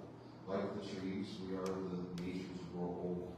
We should not hold on to our youthfulness and temporary beauty. Instead, we should embrace our strength, which is our age, that gives us life experiences and wisdom. And just like the old tree that witnesses the suffering of humanity, we too can witness and give to those the knowledge that we have attained over a long and good life. Beauty and age are impermanent. What is lasting is the effect we have on others' lives. And with old age, we have the opportunity to affect hundreds and thousands of people and beings within this singular lifetime, be like an old tree. So the best we can hope from this side of the grave that there is no other people. That's Robert Foster. As we grow old, the seeds that we leave behind us are more important than the lives that we live. I believe that was what I was trying to encapsulate with that. The second point of the Buddha's teaching was, I am of the nature to get sick. I cannot escape sickness. Food is karma, our thoughts are karma, our choices and our actions are karma. We will all eventually get sick, but a majority of us will get sick from our overindulgences. Some of us eat too much, some of us drink too much. We love sugar, we love coffee, we love caffeine. Some of us sit too much, we work too much, we don't exercise, we don't walk enough. The sickness we endure is usually the culmination of an imbalanced lifestyle, which is a mirror of an imbalanced mind. When we are unhappy, we eat too much. When we are sad, we sleep too much, or we spend too much money. We find a way to make ourselves sick. Being mindful of how we sleep, mindful of how we eat, how we work, how we interact with our friends, our families, is the best way to stay healthy. There is no pill for mindfulness. We only need meditation. We only need to study the Dharma. We only need to strive to be better every day so we can build a mindful heart. We are sick because we neglect to be mindful. So be mindful and you will live to be old and healthy. The third point that the Buddha taught us is, I am of the nature to die. I cannot escape death. We will all die, but it is not all of us who truly live the lives that we want to secretly live. I'm going to tell you guys a quick story. I was in Iraq in 2006. I was at Camp Fallujah, which is where the artillery was stationed. And I had a night shift, and I was sleeping during the day, and my roommate ran in and told us that we were under a mortar attack and that the Chala had been hit. The Chala was like a cafeteria Marines go to eat. So in the middle of the day, I get up, I'm in my underwear, and I run out. We run about a couple hundred yards to the burn that separated the encampment from the Chala, the DFAC facility. And we climbed up this sand berm, and we stood on top of this berm. I'm in my underwear. And we watched as hundreds of Marines are running out from this fire, from the mortar attack, trying to get away from the fire. And then I watched as dozens of other Marines were running in to try to save any possible casualties or injured. we stood there, and this was about probably 4 or 5 months into my first deployment, I think I was in shock because the only words that came in my mouth was, I wish I was fishing right now. I wasn't trying to be profound or intelligent, I was in shock. And my mind reverted back to when I was 12 years old, when I was in the Boy Scouts and I was going fishing. It was absolute chaos, watching hundreds of people running from a fire and people trying to go in to save people's lives. And all I could do was stay out of the way in my underwear on this 12-foot burn. And I was in shock. I was experiencing existentialism for the first time in my life. Existentialism is the nakedness of man when confronted with the absurd. The absurdity here was witnessing what could have been a mass casualty event in front of my eyes. I felt vulnerable and scared, and for the first thought in my mind was the memory of fishing as a young boy. I wanted to be there again instead of being in that war. I wanted to be somewhere else. So, do that. Be somewhere else. Do something else. Do that one thing you wish you could do, the only thing you would do, if you knew you were going to die tomorrow or today. Would you be with your family? Would you cuddle in bed with your loved ones? Would you learn a new hobby or a new language? Would you read a book you always wanted to read? We are all of the nature to die. So live your life accordingly and cherish these brief years as best, as healthy as possible. I think that is why some people become monks. They know they are the nature to die, so they vow to live their life as perfect and as humble and as peaceful as possible. They vow to be kind, empathetic, caring, mindful, wise, learned, healthy. They leave behind no trace, no footsteps, no trash behind when they exit this world. They only leave the impression they left on others. They leave their love and their compassion behind when they die. And to tie it back, they leave their seeds. The fourth concept that the Buddha taught us is all that is dear to me and everyone I love are of the nature to change. There is no way to escape being separated from them. The people in our lives naturally change every 5 years. The person we were 5 years ago is not the same person we are today. The people we loved 5 years ago are not the same people we love today. People grow apart, but they also grow together. There was once a day in all of your childhoods where you went outside to play for the very last time and you didn't realize it. It was the last time you played hide and seek in the woods, or the last time you waited up for Santa Claus or the Tooth Fairy or the Easter Bunny or for your favorite festival morning. There was a day that was the last day of school, and the rest of your life began at that moment. You just didn't know it. It was just another day to you. There was a moment you hugged your mother or your father, and it was the last embrace you had with them before they passed away. The time we spend with each other, there will come a time when the dinner we have together will be our last. The festival we feast at together will be our last. So take this time to be mindful of the people that are in our lives. If you love them, tell them. If you miss someone, tell them. Create the memories today because you may not get a chance tomorrow. And finally, the Buddha taught us of the Five Remembrances. I inherit the results of my actions, of my body, my speech, and my mind. My actions are my continuation. My father always told me, character is not defined by what you do when nobody is looking. It is what you do when you think nobody is looking. Some of us live two separate lives. The life we live that our family sees, our wives, our husbands, they see it. The life we post on social media, the life we take with us to work. Then there is the life we all secretly live inside our mind. The battles we are fighting that nobody knows we are fighting. The demons we struggle with, the desires we have, the regrets we have, the frustrations we have. But these thoughts, these feelings, these emotions, these desires all have an effect on our body and on our mind. They eventually come to the surface for others to see, but they do not see the personal struggle we are going through. They only see the anger that manifests from it, the jealousy that manifests from it. We use that frustration to gossip behind others' backs. We talk about others, we envy others, we betray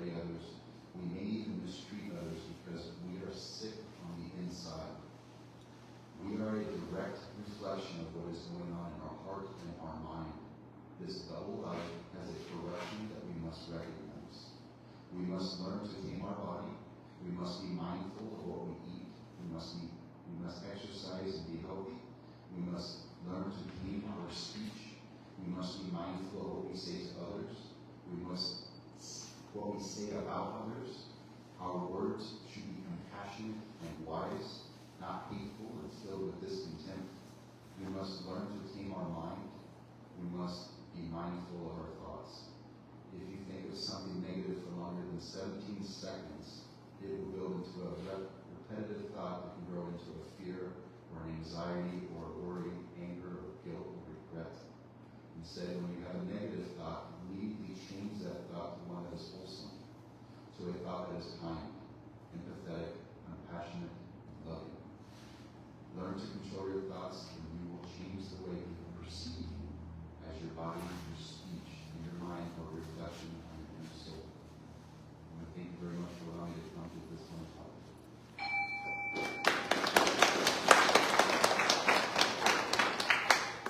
Yes, thank you, Brother Tom, for your sharing. Right now, the second brother, Abhila, you can share the same topic. Slowly, strongly to the center. Now, please. Okay. A little bit about myself. Sometimes I wonder, am I really wear this robe? Am I bald now? Am I a monk? I mean, I'm from Detroit. You know, the guy from Detroit, we're suddenly becomes a monk, right? And it's all because of Todd. And well, it's because my past lives, I know I had to be a Buddhist in past lives because something led me here. And it was Todd. We met randomly in Austin. I was coming back from a weekend of blues music and friendship. And we were hanging out on the same plane. I asked him every question about Buddhism that I had. You know, if I smoke, like, you know, and I chase girls, you know. And he answered, we forbid nothing, but you know if you smoke too much, you drink too much, you have improper sex, that not only hurts you, but it hurts other people. And that makes so much sense to me because I was raised a Catholic. And Catholics just, you know, give you rules to live by, and they say, well, just trust me, you're gonna have faith. Well, Buddhism is based on science, and that's where my head was at. So here I am. It's hard for me to believe sometimes that I'm an ordained novice monk today. But it's the biggest thing that's ever happened in my life. My family gets me now. They understand it. They're embracing it. It's great. So it's wonderful to be here with you all and talk about the Five Remembrances. And the Five Remembrances are 5 facts regarding life's fragility and our true inheritance, okay? The first few talk about life's fragility, right? And according to one sutta, contemplation of these facts leads to the abandonment of destructive attachments and actions and to the cultivation of factors necessary for awakening. So, just thinking about these remembrances, keeping them top of mind and realizing what they are, that they're just true facts, they're facts of life, right? We're all going to age, we're all going to get sick, we're all going to die, we're going to be separated from our loved ones. The only thing that we have is our actions, and that creates our karma. You want to go through life and cheat people and steal people and from people, and one day it's going to catch up to you. I'm a big music fan. There's a gospel song out there by the Blind Boys of Alabama said you can run along for a long time, but sooner or later the mighty is going to cut you down. And it's like, you live by the sword, you die by the sword. You live by the peace branch, you'll die by the peace branch. You'll have a happy life, right? So these 5 remembrances are just facts. As we stated, I'm the nature to become old. I cannot avoid aging. I am the nature to become ill. I cannot avoid illness. I am the nature to die. I cannot avoid death. I will be separated and parted from all that is dear and beloved to me, including my loved ones. Well, this is impermanence. Everything is impermanent.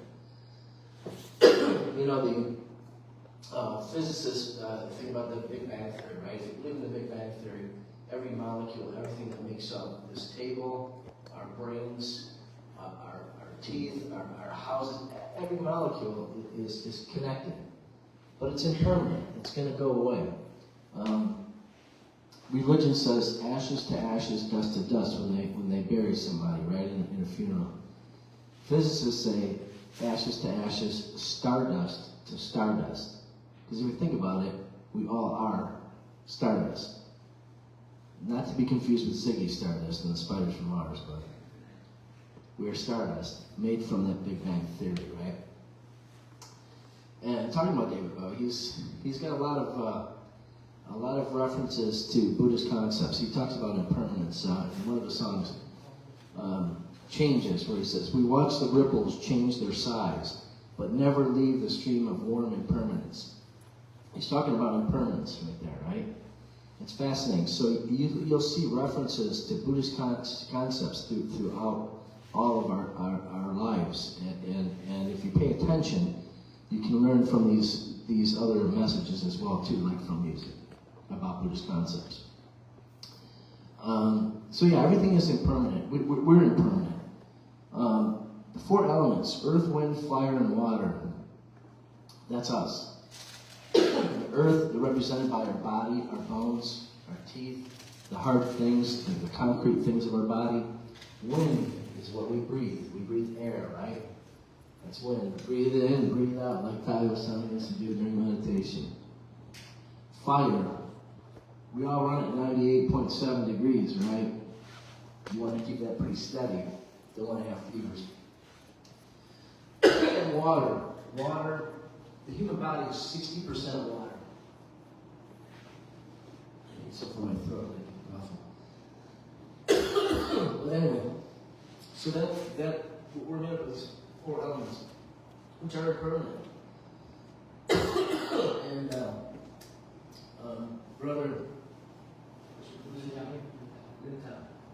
Brother Rintani, he mentioned the tree someday will go away. Well, everything's going to go away. Earth, wind, fire, water, all of us. Everything. The sun will go away. Earth will go away. Our solar system will be gone. The only thing we have is our time here to love other people, to give to other people. That's what living is. And that creates a reputation. Do you want a reputation as being a bad person for stealing, being crooked and dishonest? I don't think anybody wants that, but people get their reputation by being greedy. And greed can be for money, for power, for sex, for fame, for whatever. But we should strive to help others, because that's going to be our karma, and our peace from that here on earth. Buddhism and science. I love Buddhism. And it's based on science. Albert Einstein said, if there is a religion that would cope with modern scientific needs, it would be Buddhism. He commonly referred to Buddhist sayings throughout his life when talking with other physicists and whatnot. And since the 19th century, numerous modern figures in science have argued that Buddhism is rational and uniquely compatible with science. Thank you so much. Some have even argued that Buddhism is scientific, a kind of science of the mind or an inner science. So with the Buddha, he got enlightenment and he gave us just facts, okay? And these Five Remembrances are just facts. There's no denying it. It's like physics, for every action there's equal and opposite reaction, right? That's concrete. It's a given. It's an axiom. There's no disputing it. And that's what Buddha gave us to live by. Stuff that can't be disputed.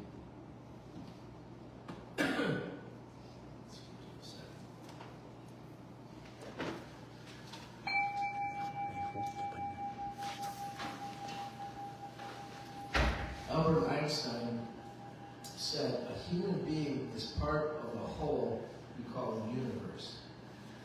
A part limited in time and space.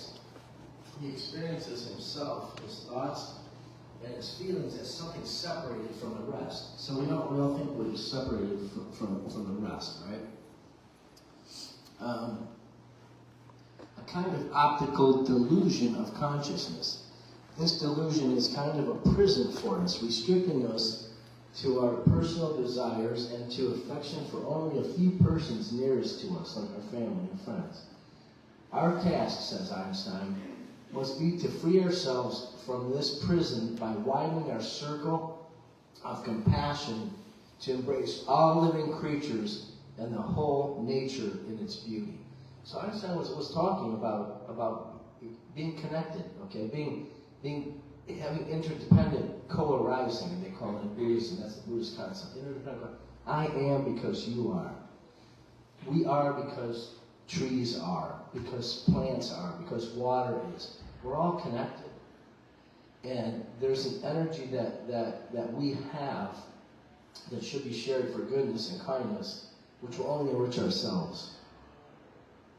It's almost like selfish in a way to be nice to other people, right? Because it'll come back to you. So even Einstein was talking about these Buddhist concepts that Buddha had already, told us about 2,000 years prior, 2,500 years prior. Carl Jung is a psychologist, and he also noted this this interconnectivity, okay, this interdependent co-arising. Quote by Carl Jung suggests that even in the midst of chaos and disorder, there's an underlying sense of order and meaning. Jung believed that within the apparent randomness and confusion of life, there exists a hidden structure of pattern that can be discovered and understood. The idea reflects Jung's belief in the presence of a deeper, more meaningful reality beneath the surface of our everyday experiences. So here's Carl Jung, a psychologist, knowing that we're all connected somehow, that we go through our lives, and it's tough. It's tough to really focus on because we're busy. We got to run errands. We got to take care of kids. We got to have jobs, schools, studying, and we don't think about being mindful. And what is being mindful? The Buddha gave us a trick to be mindful every day. Like we said earlier, in the morning, say something wholesome, do something wholesome, and say something. Say something wholesome, do something wholesome, and think something wholesome. Sorry. So if you do that 3 times a day, you're thinking about it. That is mindfulness. Mindfulness, wisdom. So being mindful, Buddha gave us that. So you can think about what you're doing throughout your life. And if you do that, if you say something nice to someone, you constantly feel good. They might, the next day, they might bring you a coffee, buy you a coffee. Your karma will come back to you. So, Carl Jung, here he is. He coined the term synchronicity. Does anybody know an album called Synchronicity by the Police? Anybody heard of it? Yeah? Right. One of my favorite albums. My wife and I, our favorite song was Team So Hard With You. Very, very ethereal. We danced to that. Synchronicity, the simultaneous occurrence of events which appear significantly related have no discernible causal connection. That's interdependent co-arising, right? So some of the lyrics by the Police, the one song, King of Pain, it says, there's a fossil that's trapped high in a high cliff wall. And then the refrain is, that's my soul up there. There's a dead salmon frozen in a waterfall. That's my soul up there. There's a blue whale beached by springtide's ebb. That's my soul up there. There's a butterfly trapped in a spider's web. That's my soul up there. This is talking about the interconnectivity and interdependent co-arising. It's a Buddhist concept sung about because Sting was a teacher. And that's why he named this album Synchronicity, because Carl Jung was a Buddhist concept. So it's in our lives in a number of different ways. And if we think about it, when we think about the Five Remembrances, it's all facts, it's all truth. And so we know as Buddhists we're on the right path to our own happiness by practicing Buddhism.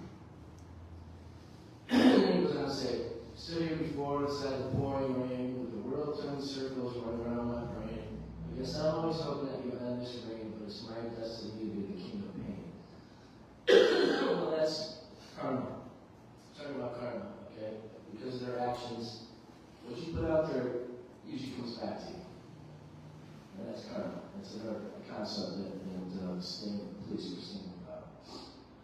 So you can see that these Five Remembrances are just facts, and it talks about impermanence and interdependent co-arising in science, psychology, and the arts.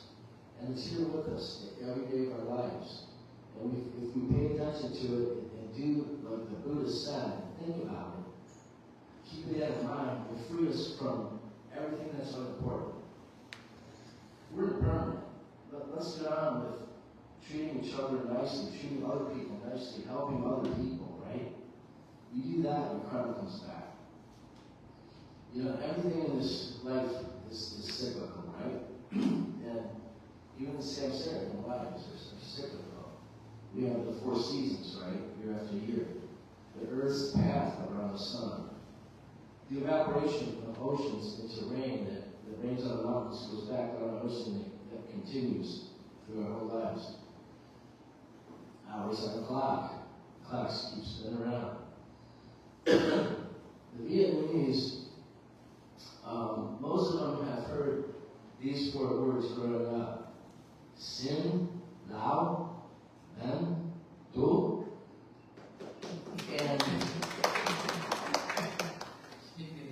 And that talks about the 5 remembrances. I mean, we're all going to be born, get sick, die.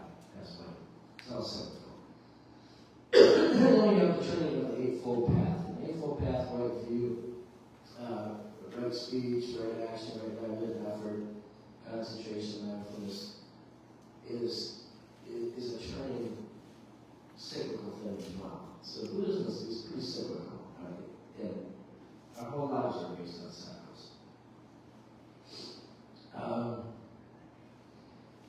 The first 3 remembrances are the ones that led Buddha to renounce his royal household status and become an ascetic after experiencing strong feelings of spiritual urgency. Number 4 was that we're separated from our loved ones. It's just a fact of time. It illustrates impermanence. Relationships are of nature to change, and death will intervene. And, thoughts and feelings are impermanent too. You think about our feelings. What are our feelings? We all run on chemicals, right, in our brains, and we hold certain ideas, right? It seems silly to hold ideas, and that's how wars are started, right? I mean, we have just certain ideas how people should live their lives and we judge other people, and we're all just chemicals. So we have a body, we have this vehicle that we should train. That's where the Buddhism, when we meditate, we get those thoughts and we try to get to a place where we understand why we're here. We don't let these prejudices govern our actions, right? So you don't ever want to judge anybody. You just want to do the best you can for everybody else. We're all in this together. We're all people. And we need to treat the animals right, too, and the plants, right? Take care of our earth, because we're part of it. And number 5, this person says is the most interesting. Dojin, who is a Chinese Zen Buddhist, taught that the meaning of what we do is expressed and complete in what we do. You are what you do. Okay, that's number 5. The only thing you own is our actions. So you are what you do. And when you do it live, anybody's watching, nobody's watching, that's who you are. Alright? I know I want to leave this planet and have my family thinking you're a good person and help them and my friends and everything, right? So I need to think about what I do. And it's helping me out great. I still can't believe I'm a monk, but here I am. And it's wonderful to know that I'm helping other people. And some people become monks, because they got 3 hots on a cot, right? They don't take care of them. It's not the right thing to do, right? You shouldn't go into wanting to become a monk just to be taken care of. And people do that with all of this. They go straight to the Catholic faith, and there's a lot of priests that just join because they just want to be taken care of. And, so number 5 is interesting. Is the most important thing that all we have is our actions, right? So, I'll leave you with this. Again, I am in nature to grow old, to become ill, to die, and be separated from my loved ones, and my actions are the only true things I have. Just remember, everything is impermanent, and we too one day will go away. So please live your lives in a good, honest manner, as if somebody were watching and they were judging you. Would they want you to be a good person? Of course they would. So, thank you. Keep the remembrances and think about them often. I would like to invite Vicky to come up and say some words. This is the chief family.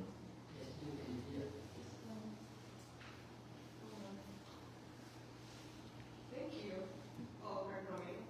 I'll just cry.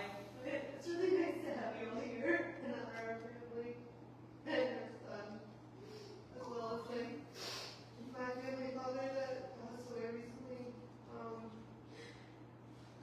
We just appreciate it. You know, like I think of life a lot like surfing or skateboarding or like these individualistic sports that I do, like CrossFit, and you know, you go out and you do the activity and you're riding the wave, but really it's like when you come back to shore, it's about being with communities and people that teach you how to love each other and be kind and compassionate and benevolent.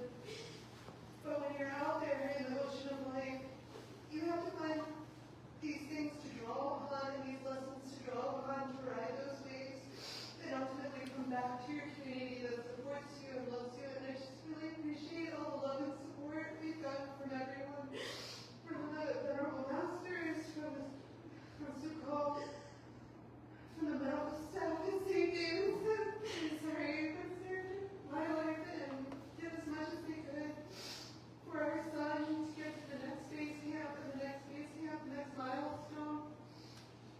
So Everest could try life on this planet and do what he could with this time.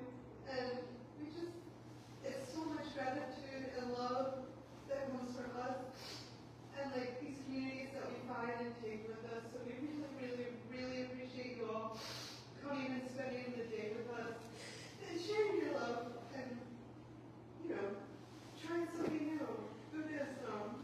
Maybe there's something you can take with you, but we hope that we always stay together in love and kindness.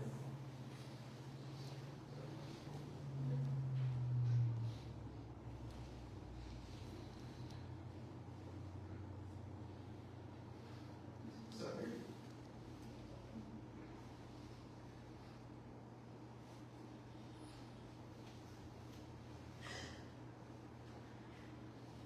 Sorry. This is a half day. I'm sorry.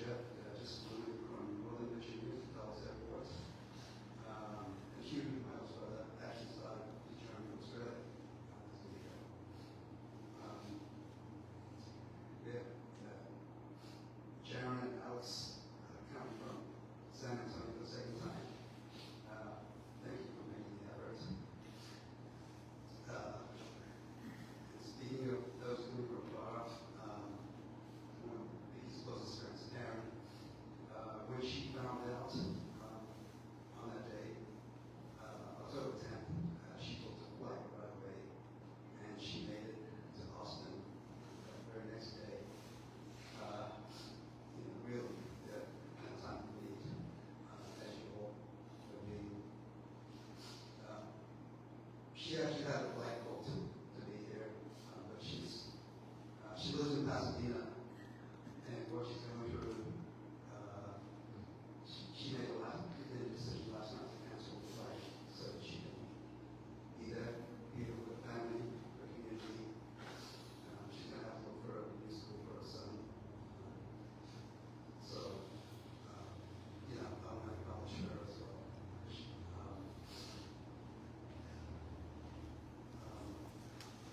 And obviously, all of you here, you know, personally, you know, the people from the hospital, the nurses, from antibiotic, from the NICU, you know, you do incredible work. Not everyone can do that. And I know that the drive to do that comes from deep within. Antibiotic, basically, you work to keep people alive. You know, and that's hard to understand. We bonded with each of you each day. We were very sorry that we should have ended. But then we had someone new that we also bonded with. Very thankful for that. Take care of us here. Since your colleagues out there, I can say that, you know, but we love the other ones as well. You know, on the day of birth, actually, she stayed up waiting for a text to find out what happened. But so much happened, she never got that text. So she ended up staying up all night learning. And I only found out the next day when she came in and saw us. So I'm sorry. We could took away from the rest of it. So that energy, peaceful energy that gave us that job. And the nurses in the NICU in the delivery room, you know, it were part of the miracle. He was, to put it in perspective, his due date was January 25th. That's 2 weeks from now. We told him that back then. So young, so small. He was on 1%. We were part of that miracle.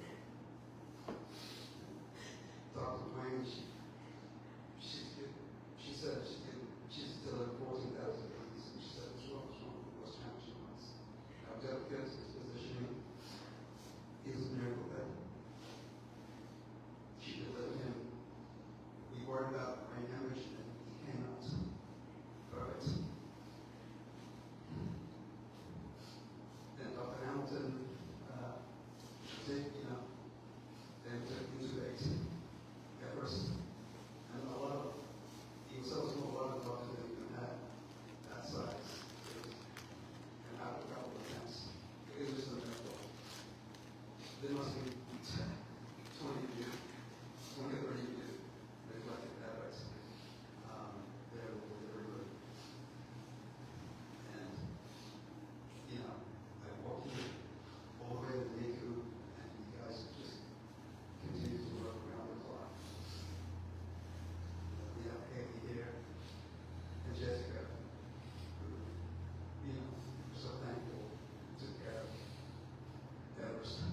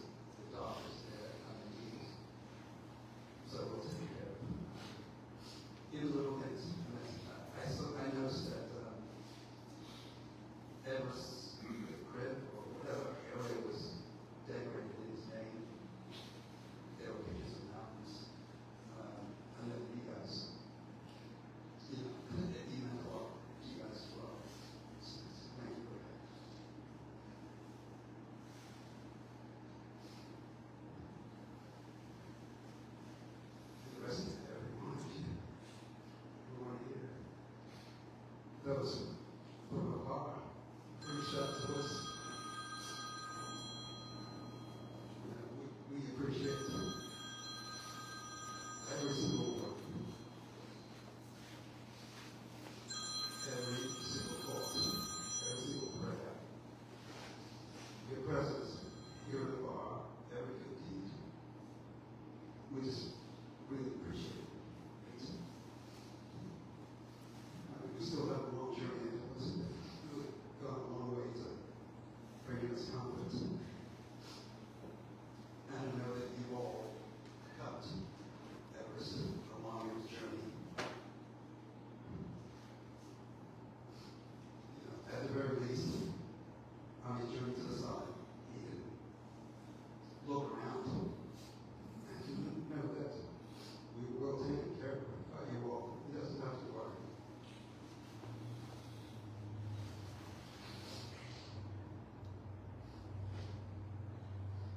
He doesn't have to look around for answers. But that said, I know he did look around. I can count 5 times where he must have communicated to us. I'm not going to go into all of them today, but I'll mention a couple. Jesus' father recently passed away. Just father. My biological father already died. Long time ago, sorry. But your chosen father, the way you were at our wedding, he walked me down the aisle. He's a family friend for over 25 years. His dad passed recently, and we were hoping that he wouldn't, but we're glad that Everest and Jack are together, and Everest can help Jack with his journey. Yeah, and I know that's what happened because one of the things we did for Halloween, we decorated, I had a pumpkin with a little bit of E on it. We had the mums plants, I think that's what they're called, it's orange flowers. They were pretty much dead for the last month. I don't know how they work, but I was expecting Vicky to chop them out any day. And they were just dead. I was like, all right, well, we'll compost them something. The day he gets back from our short trip up to Baltimore, D.C., the day after Jack passed away, she came onto a little orange flower. It pretty much came bloomed. I don't know if they're coming back from the dead. I don't know. He was letting us know that he was working with Jack.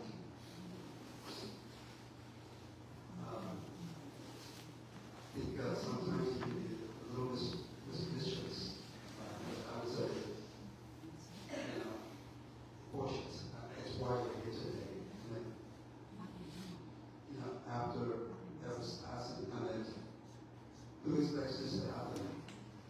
What are we supposed to do? You have no idea what to do. And then finally, Liz said, she spoke about wanting to cremate it, and I thought, yeah, that sounds good to me too. So, cremation for Everest, right? What next? So that was on Thursday. Friday, we find out that my youngest brother Jeff's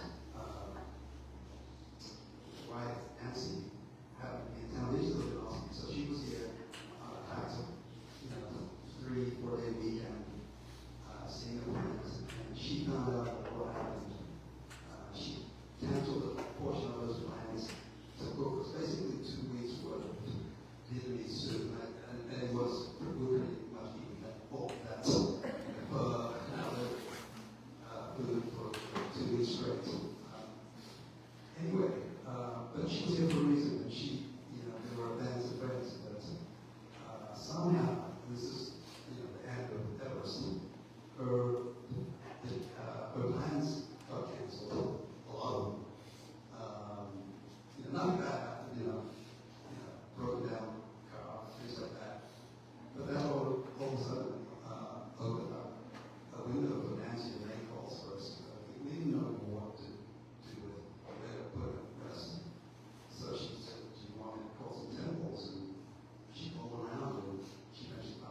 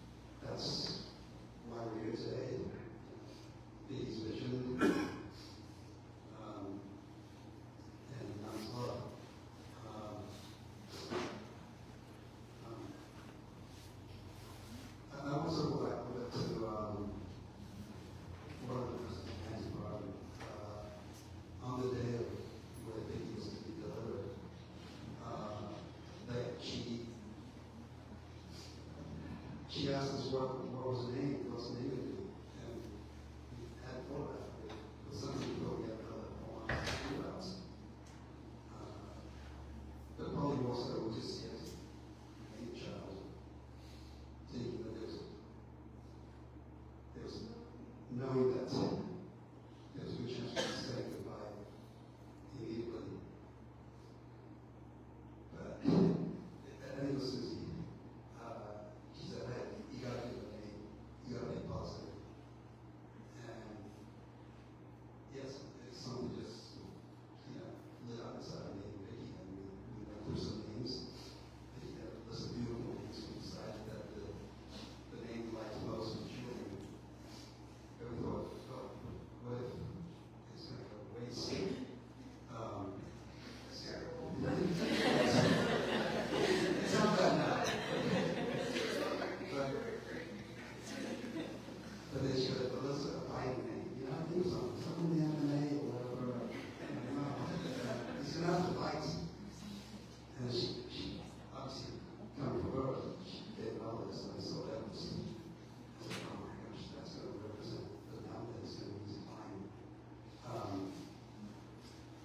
And so we giving life to the earth and unto itself. yes, exactly. That said, though, it's a kind of an unusual name. So I was a bit shy and absent in the delivery room. There was some that asked, "Oh, what's the name?" That was, and the response was just universally, "Oh, that's great, that's great." Oh, I let my brothers know, and they were pumped about it. And he loves hearing people refer to his little letters. And we decided, hey, we're going to hold back. We're going to give him everything. Listen, we feel about names. We get his middle name's Julian. We're going to give him everything. And that, which is not his name, is for us.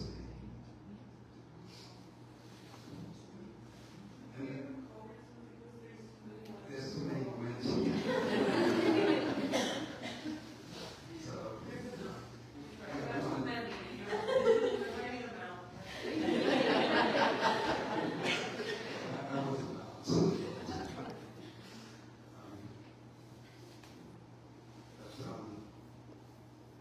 the other thing is, I generally live my life by kind of setting reasonable expectations. I still do.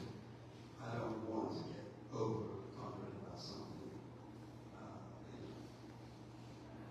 It's just disappointment. It's not. The higher approach, the more operating, and so. But if it works out, then well, it's so much sweeter. And this like taught us through the experience Steph at the hospital and finding Buddhism and everything is like reawakening hope and optimism within ourselves and making our relationships stronger with each other and like being more positive and hopeful and kind and compassionate and understanding. Yeah, hopeful. That's the thing. In that moment, I allowed myself to be hopeful and happy. We gave this woman, I did not want to hold back. My wife, Eva's actually, in retrospect, had this temporary honeymoon period where she actually felt better from her symptoms. Everest coming out, the caring, receiving, and the goodness that he received from his mom.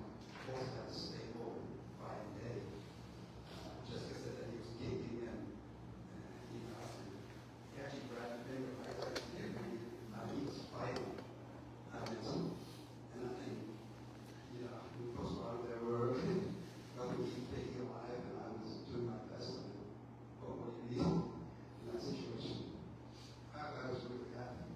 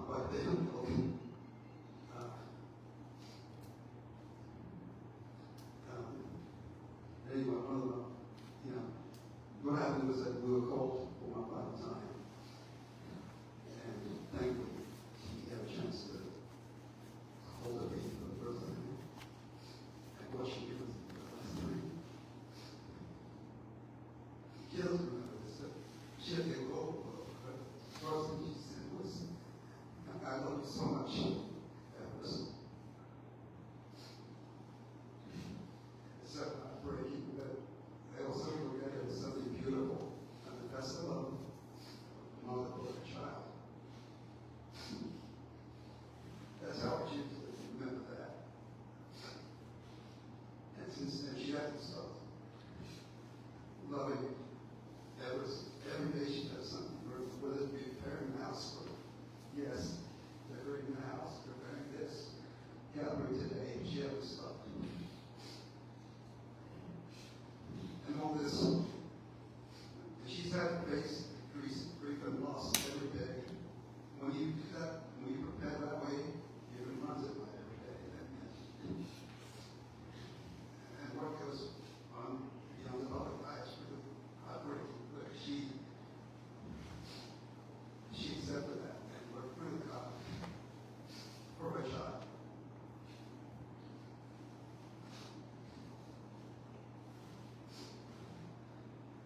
And I'm just so humbled by that. All I want to do is be beside her and hold her this little life trip, hopefully ever become her good.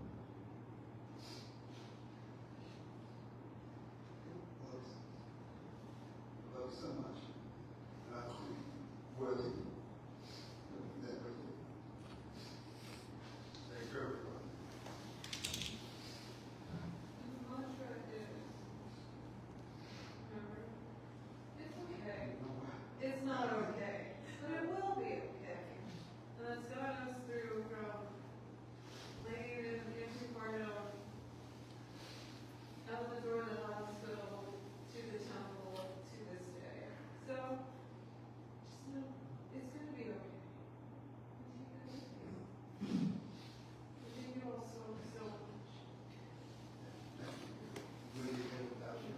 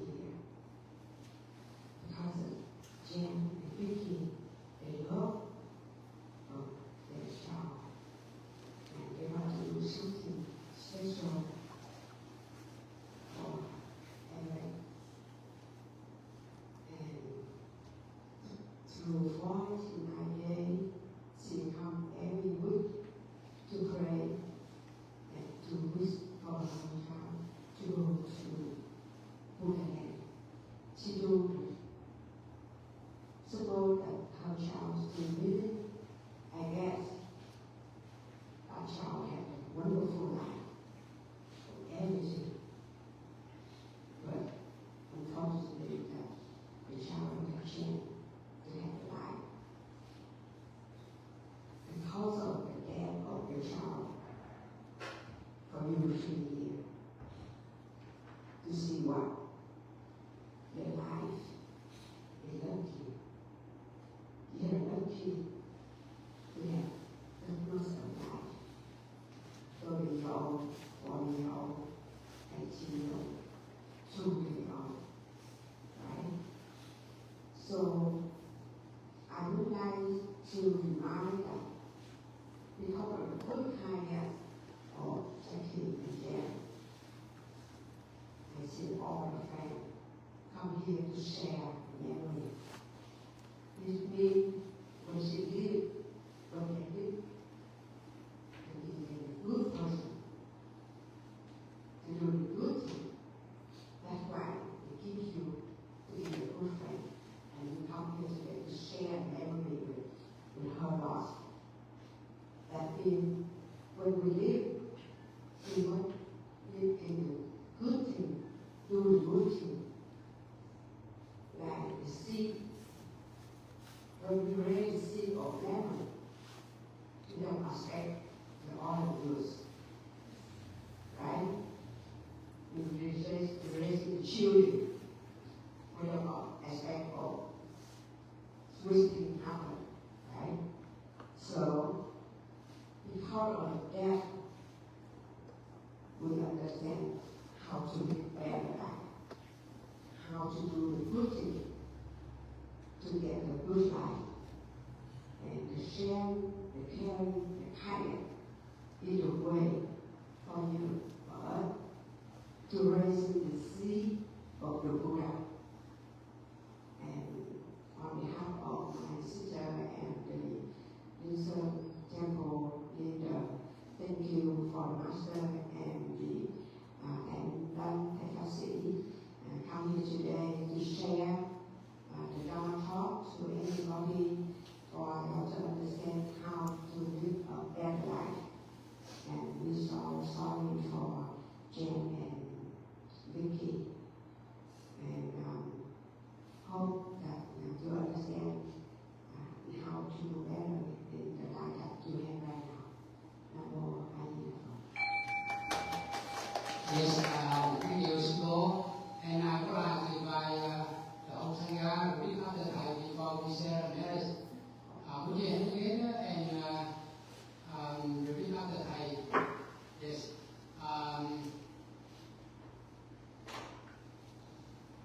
This physical body, not me, not mine, and not myself. This feeling, now repeat after I. This I is not me, not mine, and not myself.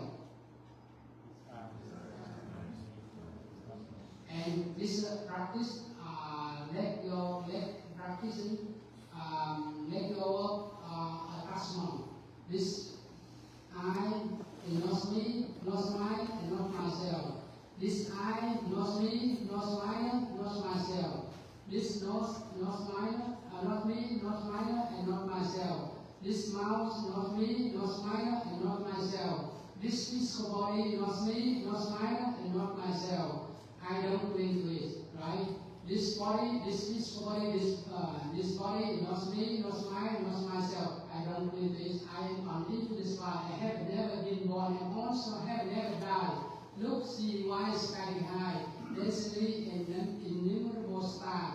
Run on consciousness of run life. I am free. Birth and death are gates away in and out. In and out. Smile together with me, breathe together with me, and practice meditation together with me, and recite the name of the Buddha together with me. Now I would like to invite you to recite the name of the Buddha. Namo compassion for the Buddhaya. Namo compassion for the Buddhaya. Namo compassion for the Buddhaya. Namo compassion for the Buddhaya. Yes, when your loved one, your relative who passed away, a lot of time practice non-attachment, right? A lot of time you become happy. If you have a lot of attachment and you cry, but the Buddha say in permanent, when the permanent come to us, not only older person, but also kids, the baby, even the baby in the belly in the mommy, right? And the permanent come and pass away. A lot of time the Buddha say, let go of attachment. A lot of time feeling, perception, mental imagination, and consciousness. Not me, not myself, and not me. A lot of time we relax, we let go of attachment step by step. A lot of time we know impermanent when the person, the kids, or the person who passed away, physical body, the mind, the consciousness, no pass away. Remember, physical body passed away, but the mind